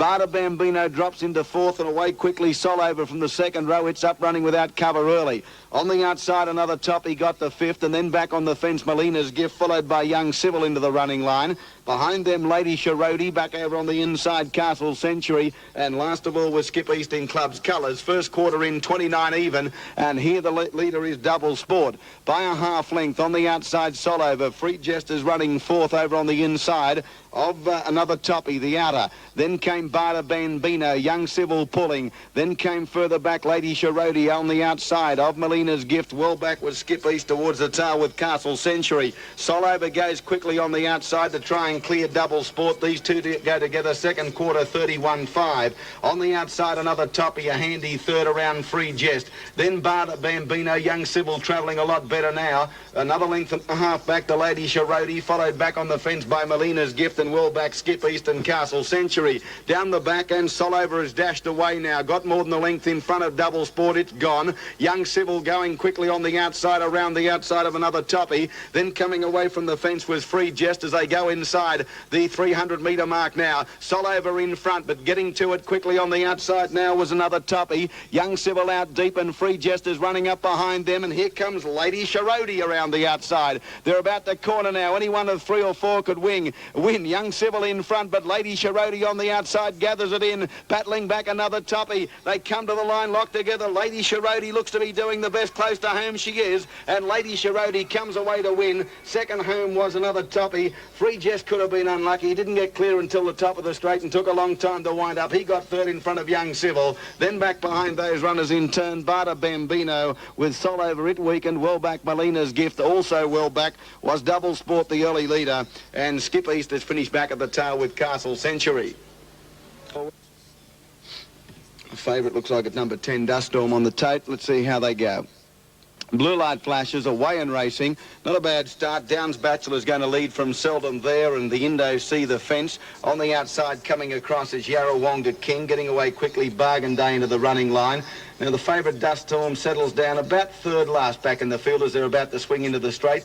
Downs Bachelor in front. Now going up on the outside, Seldom There. It'll be in front shortly, and that'll give the one on the outside, Yarrawonga King. He'll get on the outside of Seldom There and race without cover. Although driving through in the centre now and trying to keep him out there was Bargain Day, as Downs Bachelor would prefer the trail and gets it. Seldom There in front. On the outside, Yarrawonga King. Third back on the fence next was Downs Bachelor. Around the outside, Bargain Day. Back over on the inside of those, the Indo Sea. Followed on the outside of those runners by Glen Valley Boy, and then back on the inside, Smooth Motion Dust Storm. Followed further back on the outside by Rockford Karamia, and it's close enough to last with another tiff. They come into the home straight now, just over 2 to go, and Seldom There being pressured on the outside by Yarrawonga King. These two go together. Seldom There just in front from Yarrawonga King with a tendency to pull. Down on the inside, Downs Bachelor. Around the outside came Bargain Day. Back over on the inside, the Indo Sea from Glen Valley Boy. Then came Smooth Motion on the inside. The outside of that horse was Dust Storm, followed by another tiff, and Rockford Karamia was last. Well, I don't know whether they're making time here or just going hammer and tong in front. Let's have a look at that quarter, 31. Well, they're not going too badly, and now Yarrawonga King draws up the lead by a metre or so on Seldom There, and he's going to try and go around the outside. I don't know that Morris is going to persevere too much longer. He's going to let the other one go, Yarrawonga King, and it goes to the lead by a length on Seldom There. Over on the outside, Bargain Day from Glen Valley Boy moving up on the outside as Downs Bachelor came off the fence and went into the running line, forcing the other one out 3 deep. The Indo Sea's on the inside. Dust Storm is poised to pounce behind them from Smooth Motion, and well back in the field, Rockford Karamia coming around them. And back at the tail of the field now was another tiff. They come down the straight, and in front Yarrawonga King narrowly from Bargain Day. Glen Valley Boys ended up out 3 deep around them. Seldom There's under pressure behind them from Downs Bachelor. Dust Storm is just in behind them with Smooth Motion. Back over on the inside next the Indo Sea, as Dust Storm is about to explode up around the outside, and shortly it'll be in front. They go down the back, and Dust Storm this far from home looks like winning. It goes straight to the lead, went straight past them like they were nailed to the fence. Dust Storm drew about 3/4 of a length, now a length in front from Yarrawonga Royal. Back behind them next came Downs Bachelor. Rockford Karamia is coming home okay. Now let's see how much gas Dust Storm's got left in this tank. He leads by a couple, but he's immediately under pressure. Now Rockford Karamia might be the one with Downs Bachelor. These two coming out after the leader, but I think he might be kidding to me and to them. Dust Storm is, in fact. He's coming right on with the job. Dust Storm from Rockford Karamia. Another tiff battling out third with getting up on the inside Bargain Day. Oh, Dust Storm way too good. Won by 2 lengths on the line. Second home Rockford Karamia. Third another tiff in front of a Smooth Motion. Then Downs Bachelor and Bargain Day from Yarrawonga King. They're coming in at long intervals now. Glen Valley Boy, the Indo Sea, and back at the tail of the field was the early leader, Seldom There. Well, that was Harold Park from last Friday night, and that's just about it for our program this week. I hope you've enjoyed it. Next week on our program, we'll have for you the replay of the Forex Doomben Cup, $400,000 at standard weight for age, and it looks as though it's going to be a rough habit, irrespective of a dry track or a wet track. So that replay coming up on our program next week for those of you who subscribe specifically to the Melbourne Races. Moonee Valley in just a moment.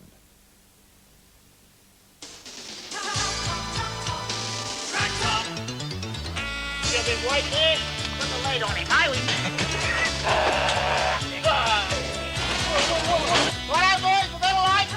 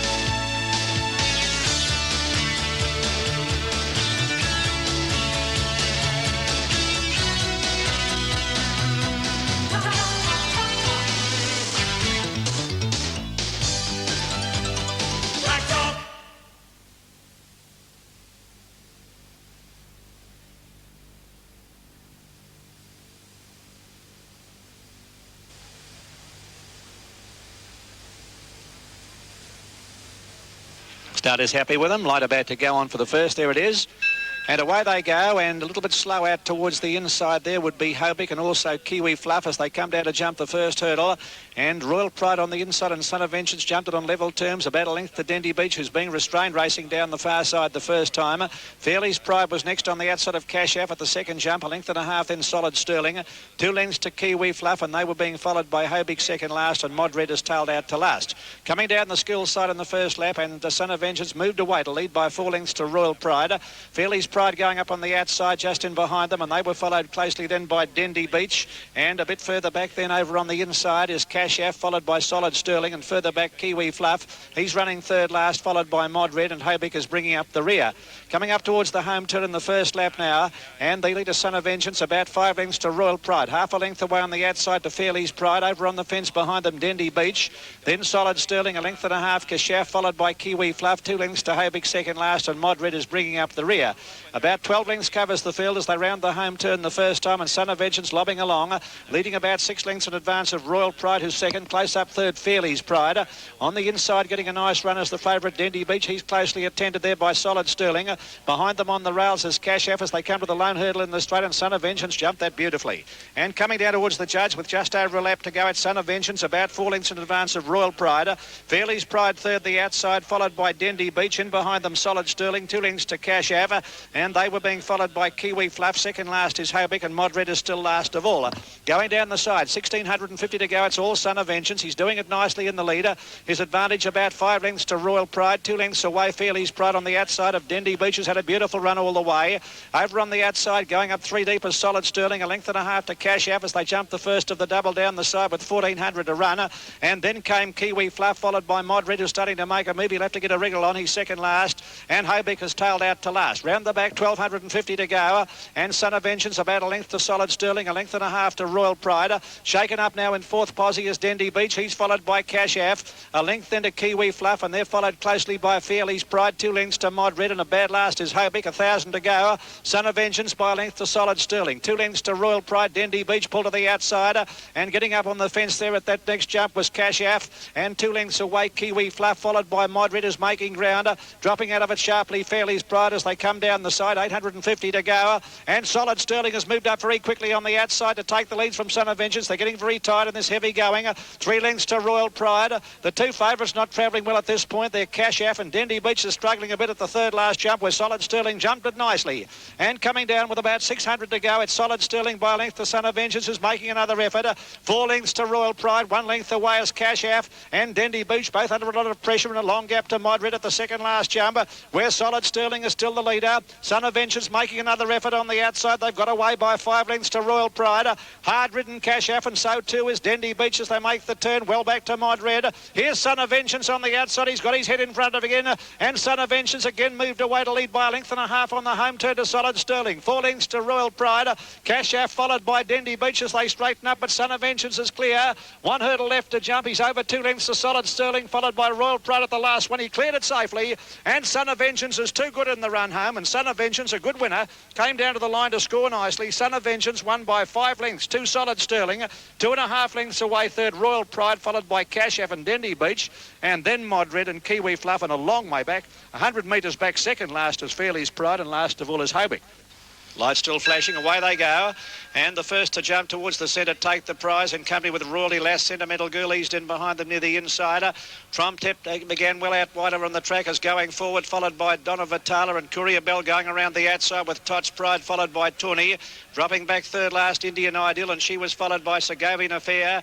And Oops a Daisy, it's already a long last, Oops a Daisy, as they go around the first turn, 1200 to go, where Courier Bell has dashed to the front. And it's Courier Bell by a length and a half in advance of Trompet on the outside of Royally Lass, close behind them Tots Pride. Tawny moving around the outside of Sentimental Girl, followed by Indian Ideal and Take the Prize behind them Donna Vitala. And 6 lengths away at the back of the field is Oops a Daisy. Down the side, 900 to go, Courier Bell, leading about a length and a half in advance of Trompet over on the outside of Royally Lass, followed by Tawny, Tots Pride. Then Sentimental Girl, they're closely attended by Segovian Affair, Take the Prize, Indian Ideal, struggling a little in the going, Indian Ideal, and a couple of lengths away, Donna Vitala, and about 10 lengths to Oops a Daisy as they come down the school side, 650 to go. Courier Bell is being tackled for the lead now by Royally Lass, who's getting a beautiful run on the inside. Trompet deeper outer, and they're followed by Tawny, a length and a half. Tots Pride followed by Take the Prize, Sentimental Girl. The others are struggling. So is Indian Ideal behind them as they come up towards the home turn. Courier Bell is still the leader, about a half length to Royally Lass, and Tawny now running on, followed by Trompet. 2 lengths further back, Take the Prize. They're followed by Tots Pride, Sentimental Girl. Indian Ideal's a long way round the home turn. They straighten up now. Courier Bell still about a half length to Royally Lass, and Tawny trying hard down the outside. Halfway down the running now, and the leader still Courier Bell. Tawny starting to flash down the outside now is the danger, but the leader still Courier Bell. Tawny is coming at it in the final stages. Courier Bell shifting out on the track. Tawny can't make it, and Courier Bell has led all the way to score by a half length to Tawny. Third home Trompet, followed by Take the Prize, Indian Ideal, Sentimental Girl behind them, Tots Pride, Royally Lass, Donna Vitala, and last of all Segovian Affair. They're off and running. And a good even break it was out of the stalls. And over on the outside, one of the first to jump out there was Foreign Agent in company with the Gambler's Gold. And New Displayer showing early pace with Crespin Planet as they come down the straight towards the judge with 2 laps to go. And the New Displayer has taken up the running by a length to Crespin Planet over on the inside of Gambler's Gold. They're followed by Fearless Boy, half a length away on the outside to Foreign Agent, being followed by Direct Mail and Shift Me By. And in behind them came Iron Gate. 2 lengths further back is Dashing Debonair, who's second last, and 4 lengths away at the back of the field is Desperate Sweep. They race onto the steeplechase track down the side past the 1600, and New Display in charge, about 2 lengths to Crespin Planet as they come along to the first of the treble in this section of the track. And New Display fenced that well, about a length clear of Crespin Planet. 2.5 lengths away, Fearless Boy over on the inside of Gambler's Gold, a length and a half then to Direct Mail. He was being followed by Foreign Agent. Close behind them is Iron Gate. Shift Me By's at about 4 off the fence. A good long gap then to Dashing Debonair, and a Desperate Sweep is bringing up the rear. Round the back, New Display is the leader. Crespin Planet is going along nicely behind him with his head on his chest, about 4 lengths away, Fearless Boy at the 1000. 2 lengths further back in the field then is Gambler's Gold, and they're followed by, at the head of the others, Foreign Agent. A length into Shift Me By over the first of the double along the back here, and Crespin Planet has moved up on the outside to tackle New Display at the next of the double. New Display made a mess of it. He was out jumped by Crespin Planet. Got back on his feet though, and coming down the school side of the track here, and Crespin Planet doing it ever so easily, about a length and a half in advance of New Display.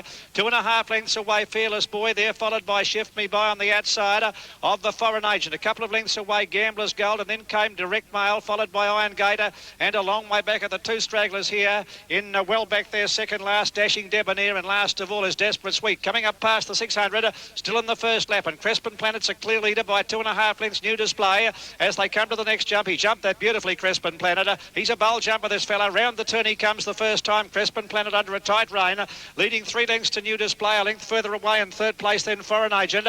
Over on the inside, Fearless Boy. He's followed closely by Direct Mail, Shift Me By. Iron Gate is parked just in behind them. 4 lengths to Gambler's Gold, a long gap, Desperate Sweeper, and Dashing Debonair is last of all. Back where they started, coming down the straight once again, and a fence ahead of them here in this section, and Crespin Planet. Look at the mighty leap he made at that one. Jumped it like Winterset, and coming down to the judge's box with a lap to go, and Crespin Planet doing it still very, very comfortably in the lead as he goes into the final lap. He's 4 lengths to New Display, 2.5 lengths away, Fearless Boy, being niggled out on the outside of Foreign Agent. 2 lengths away, Shift Me By, followed by Direct Mail, and a long break to Iron Gate, followed by Gambler's Gold, Desperate Sweep, and last of all is Dashing Debonair. 1,500 metres left to go in the steeple, and Crespin Planet down the side. He comes towards the first of the treble for the last time, and he's nicely clear by 2 lengths to New New Display as he comes along to this one. And he jumped at about 4 lengths. New Display second, a length and a half. Fearless Boy at the second of the treble. They're followed by Foreign Agent, and Direct Mail didn't jump that all well. That middle section there, that middle fence of that treble. And they go round the back with 1,200 metres left to go. And Crespin Planet's increased his lead. He's about 5 lengths clear now of New Display, who's struggling in the going. 4 to 5 lengths further back in the field. Then is Foreign Agent on the outside of Fearless Boy, a length and a half. Direct Mailer, and then Shift Me By. 900 metres left to go towards the double here along the back. And Crespin Planet, the first of this double, led over it nicely. 8 lengths clear of New Display. Here he comes to the second of the double, Crespin Planet, and he jumped that one brilliantly. He's 10 lengths clear of New Display. 3 lengths away then is Direct Mailer. They're racing down now. They've got 3 jumps left to negotiate and 800 metres to travel. And Crespin Planet all out on his own. He's 10 lengths ahead of New Display, who's tiring. Direct Mailer's about to run past him. A long gap then to Foreign Agent at the third last fence. Crespin Planet the leader. Again jumped it perfectly. 10 lengths ahead of New Display and Direct Mailer. And a long way back in the field, Fearless Boy coming up to what will be the second last jump. It's all the Crespin Planet. He's 12 lengths ahead of Direct Mailer. In third place is New Display. And here he comes to the second last one. Crespin Planet comes along to it. Jumped it high but safely. And round the turn he comes with a big break, about 10 lengths Direct Mailer. Then New Display and 25 lengths Desperate Sweep, followed by Fearless Boy. Round the turn they come. 1 fence left to jump in the steeplechase. He's getting a little bit tired of anything. Crespin Planet, but he's got a big break on Direct Mile, who's second. And then New Display, and well back as the next one. Desperate Sweep as they straighten up. Down towards the last jump in the steeplechase, and Crespin Planet held together. Comes along to this last fence, about 8 lengths clear of Direct Mile. Here's the last one. He's over it safely. He's in no danger. And another perfect exhibition of fencing by Crespin Planet. And he comes down to the line, hard held to score. Crespin Planet wins by 8 lengths to Direct Mile second. 12 lengths away third, New Display. Then Desperate Sweep, 25 lengths, Shift Me By, Fearless Boy, followed by Iron Gate, Dashing Debonair, and one that didn't complete the course was Foreign Agent. Already racing this time. Temporize on the inside, a bit slow to get going. One of the first out, Faith No More from Andy's Rewarder.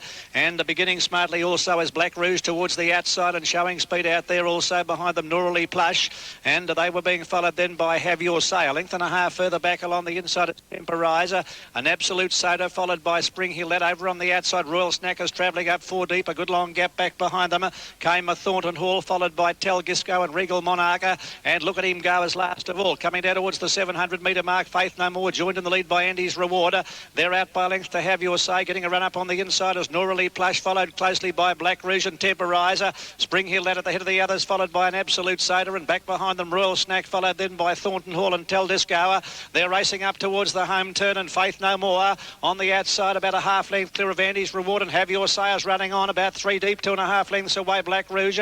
The others are struggling, headed by Noralee Plush. Temporize can't go on. Royal Snack as they make the home turn.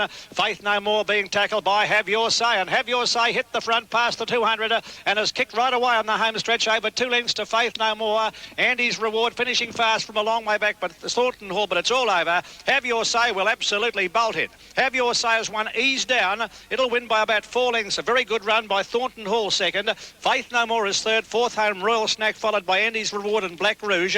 And then came Noralee Plush at the head of the others, and well back to Regal Monarch and Temporize. Look at him go, followed by Tel Gisco. Next to last is Spring Hill Lad, and last of all was an Absolute Soda. Set. Off to a good start with Fiscal Bandit, one of the first to jump out. Ritual Star, Mr. Bumble away nicely. And Backmont over on the outside. Goodbye Forever and Malted Grain, and Ralsify last. And settling down towards the 1400. Backmont went to the lead by a half length to Goodbye Forever on the inside of Malted Grain. Over on the inside behind them then Fiscal Bandit, being followed by Ritual Star, Mr. Bumble. At the head of the others came Fontaine. Right around the outside is Ralsify. Bought Koi Toby in behind them, moving away. And Big Noda last of all. Along the back, 1100 metres left to go, and Backmont is the leader. About a neck on Malted Grain. 2 lengths away, Goodbye Forever. 5 or 6 lengths to Mr. Bumble. They're followed by Ritual Star. Half a length away, Ralsify. 2 lengths further back as Fontaine being ridden along. Then Bought Koi Toby on the inside of moving away. 2 lengths to Fiscal Bandit. And a bad last is Big Noda coming up towards the 850. And over on the inside, Backmont being tackled for the lead by Malted Grain. They're out by 2.5 lengths to Goodbye Forever. Mr. Bumble and Ralsify both running on behind them. Ritual Star over on the inside. At the head of the others was moving away, putting in a run. He's followed by by Fontaine and Fiscal Bandit as they come up past the 600. Malted Grain is the leader by a length to Mr. Bumble. Rulsify moving away, is putting in a big run on the outside, and over on the fence in behind them came Ritual Star as they come up towards the home turn. Moving away, continuing his run, has taken the lead out wide from Ritual Star. Then came Malted Grain on the outside. Fiscal Bandit finishing on from a long way back. Rulsify can't go on, nor can Mr. Bumble, and Fontaine is back behind them, but moving away out in the centre takes the leader from Ritual Star as they straighten up. Fiscal Bandit behind them. Rulsify, 150 metres left to go, and moving away has dashed well clear of Fiscal Bandit, running on down the outside. Then Ritual Star and Rulsify, but moving away and no danger, and moving away is coming home to a good win. Moving away wins it well, moving away by 2 lengths to Ritual Star. Rulsify is third, then Fiscal Bandit, 8 lengths to Mr. Bumble. Malted Grain, Fontaine, Big Noter, 12 lengths further back is Bortkoi, Toby and Backmond, and last of all is Goodbye Forever. In Sydney, correct weight Sydney, light goes on here, they're off and running, and Trismo jumped nicely to the inside from Cosign, and beginning well Universal Ambition, followed by the Farmer and McInnes. Deeper on the track, Devices, followed by Pabulum, then Russian Rug and Eberly Show. Coming down the straight towards the Judger with a lap to go, and McInnes goes to the front by a length here from Devices. Caught 3 deep as Pabulum, over on the inside is Universal Ambition, the Farmer's in the centre. 1.5 lengths further back is Russian Rug on the outside of Cosign, and ridden behind today is Eberly Show, the favourite second last, and last of all is Trismo. 1,600 metres out on the leader here, and doing it nicely at this point McInnes, about 3 lengths in advance of Devices, a length and a half Universal Ambition on the inside of the Farmer. Close up behind them in the cerise colours Pabulum, followed by Cosign. Russian Rug, Eberly Show hugging the rail is second last, and last of all as they go down the side Trismo round the bottom turn. 1,300 metres left to go, and this leader going along nicely in the front is McInnes, about 4 lengths clear. In second place is Devices, a length and a half then Universal Ambition. Then came the Farmer, they're followed by Pabulum, pushing up on the inside Eberly Show, followed by Cosign, and Trismo is second last, and Russian Rug is tailed out to last. McInnes making every post a winner at the 1,000. McInnes about 5 lengths clear. Universal Ambition on the inside of Devices, 2 lengths away is the Farmer, there followed by Eberly Show, getting a run on the inside of Pabulum, followed by Cosign. Trismo second last, Russian Rug is last as they come down the side. 800 to run. McInnes about 4 lengths clear still in second place. Universal Ambition followed by Devices, Pabulum. Eberly Show still waiting for a run along the inside, and then came Russian Rug, followed by Trismo. Hard ridden, the Farmers lost ground, and so has Cosign as they race up past the 600 metre mark. And McInnes is starting to lug off the track. He's still about 2 lengths clear of Devices. Eberly Show running on strongly along the inside as the main danger. Then Pabulum out deeper on the track, and they're followed by Russian Rug and Universal Ambition up towards the home turn. McInnes still the leader, but Eberly Show over on the inside are starting to close the gap as they make the home turn. Pabulum is in behind them, followed by Devices, Russian Rug, Universal Ambition and Cosign. Eberly Show hit the front of the top of the straight out and has kicked clear, and with 200 to go it's Eberly Show by a length and a half in advance of McInnes, and Pabulum's running a good race. Eberly Show is the leader, Pabulum running home well down the outside is a big danger now. Pabulum on the outside coming at Eberly Show. Pabulum is finishing a bit the better. Pabulum's taken the lead close to home, and Pabulum on the outside won by a long neck. Pabulum by a long neck to Eberly Show, and tight for third. Cosign finished well with McInnes and a photo for third, and they're followed by Devices, Universal Ambition and the Farmer, and the next to last there would be Russian Rogue, and last of all Trismo. Away they go. Just as mean Rosso Verde, the first to begin with Sendersign, who banded out quickly and away fast towards the inside. Rear Meteor, Flash and Bold easing away on Manitou. Prince Malcolm is in behind them, followed by Pug for me. Lusso third last on settling, followed by Chavit second last, and Flash and Bold is tailed out to last. Just as mean as the leader, about a half length to Rear Meteor in the centre there. Rosso Verde a length and a half. Manitou, they're followed closely there by Flash and Bold around the outside with Sendersign making ground, a length and a half. Pug for me, then Prince Malcolm followed by easing away on Lusso, and a long gap further back Chavita as they race up towards the home turn. A good tussle for the lead now. Rosso Verde just an advanced tackle by Pug for me, and Sendersign right over on the outside. Rear Meteor, and Manitou's getting a run down to the inside as they round the home turn. Manitou's raced up very quickly to take the lead from Sendersign as they straighten up. Deeper on the track is Pug for me, and they're followed by Just as Mean. Pug for me went to a narrow lead halfway down the running from Sendersign. Manitou can't go on, but Pug for me is drawing right away in the final stage. Is a most consistent galloper. Pug for me, Manitou kicking again to the inside, but Pug for me just held on to score. About ahead to Manitou. Third home is Sendersign. Lusso fourth, followed by Just as Mean. And then came Prince Malcolm, followed further back by Flash and Bold. A good long gap then to at the head of the others, well back there towards the tail, Chavit, and they were followed home a long way back behind them there by Rear Meteor, and also Rosso Verde finished well back with Easing Away. They're off to an even break too. And Sterling missed one of the first to jump out with Quiet Rain, and Brazen Winch got away smartly with Girl on the Run showing speed, and so is Gardas and Carnis was up in the leading group. Honey Mac is just in behind them, followed by Rose of Demas and Mystique Aura, and Only Better further back in the field. They run along down the side now. Girl on the Run joined by Cassandra in a length and a half. Quiet Rain and Sterling missed the outsider. Gardas pushing up on the rails a length into Carnissa. Rose of Demas take the crown, followed by Honey Mac, and Mystique Aura is a long way back. Only Better back behind them, followed by Royal Cedar and Brazen Winch, and Zantusa is last of all. Approaching the 600 metre mark, Girl on the Run, Cassandra leading a half length. Sterling Mist running on well. Gardas getting up along the insiders next, and that quartet are well clear of the next, which includes their Quiet Rain being passed by Take the Crown, and Mystique Aura is making ground from a long way back. She's running on pretty well. Rose of Demas behind her, and then came Carnissa around the turn. Girl on the Run goes to the front here. Sterling Mist under some pressure. Mystique Aura still making ground down towards the inside. Gardas back behind them, followed by Cassandra as they straighten up. Girl on the Run about to be tackled by Mystique Aura, getting up along the inside, and Mystique Aura went to the front here halfway down the straight from Girl on the Run. They're well clear of Gardas, followed by Sterling Mist, but Mystique Aura is racing home to an easy win, and Mystique Aura going on with the job will score very easily. Mystique Aura by 4 lengths to Girl on the Run, 2 lengths away third is Gardas. Sterling Mist, Honey Mac behind them, Rose of Demas, Carnissa, then Take the Crown, Cassandrian, followed by Zantusa, Royal Cedar, Brazen Winch, Quiet Rain, and last of all is Only Better.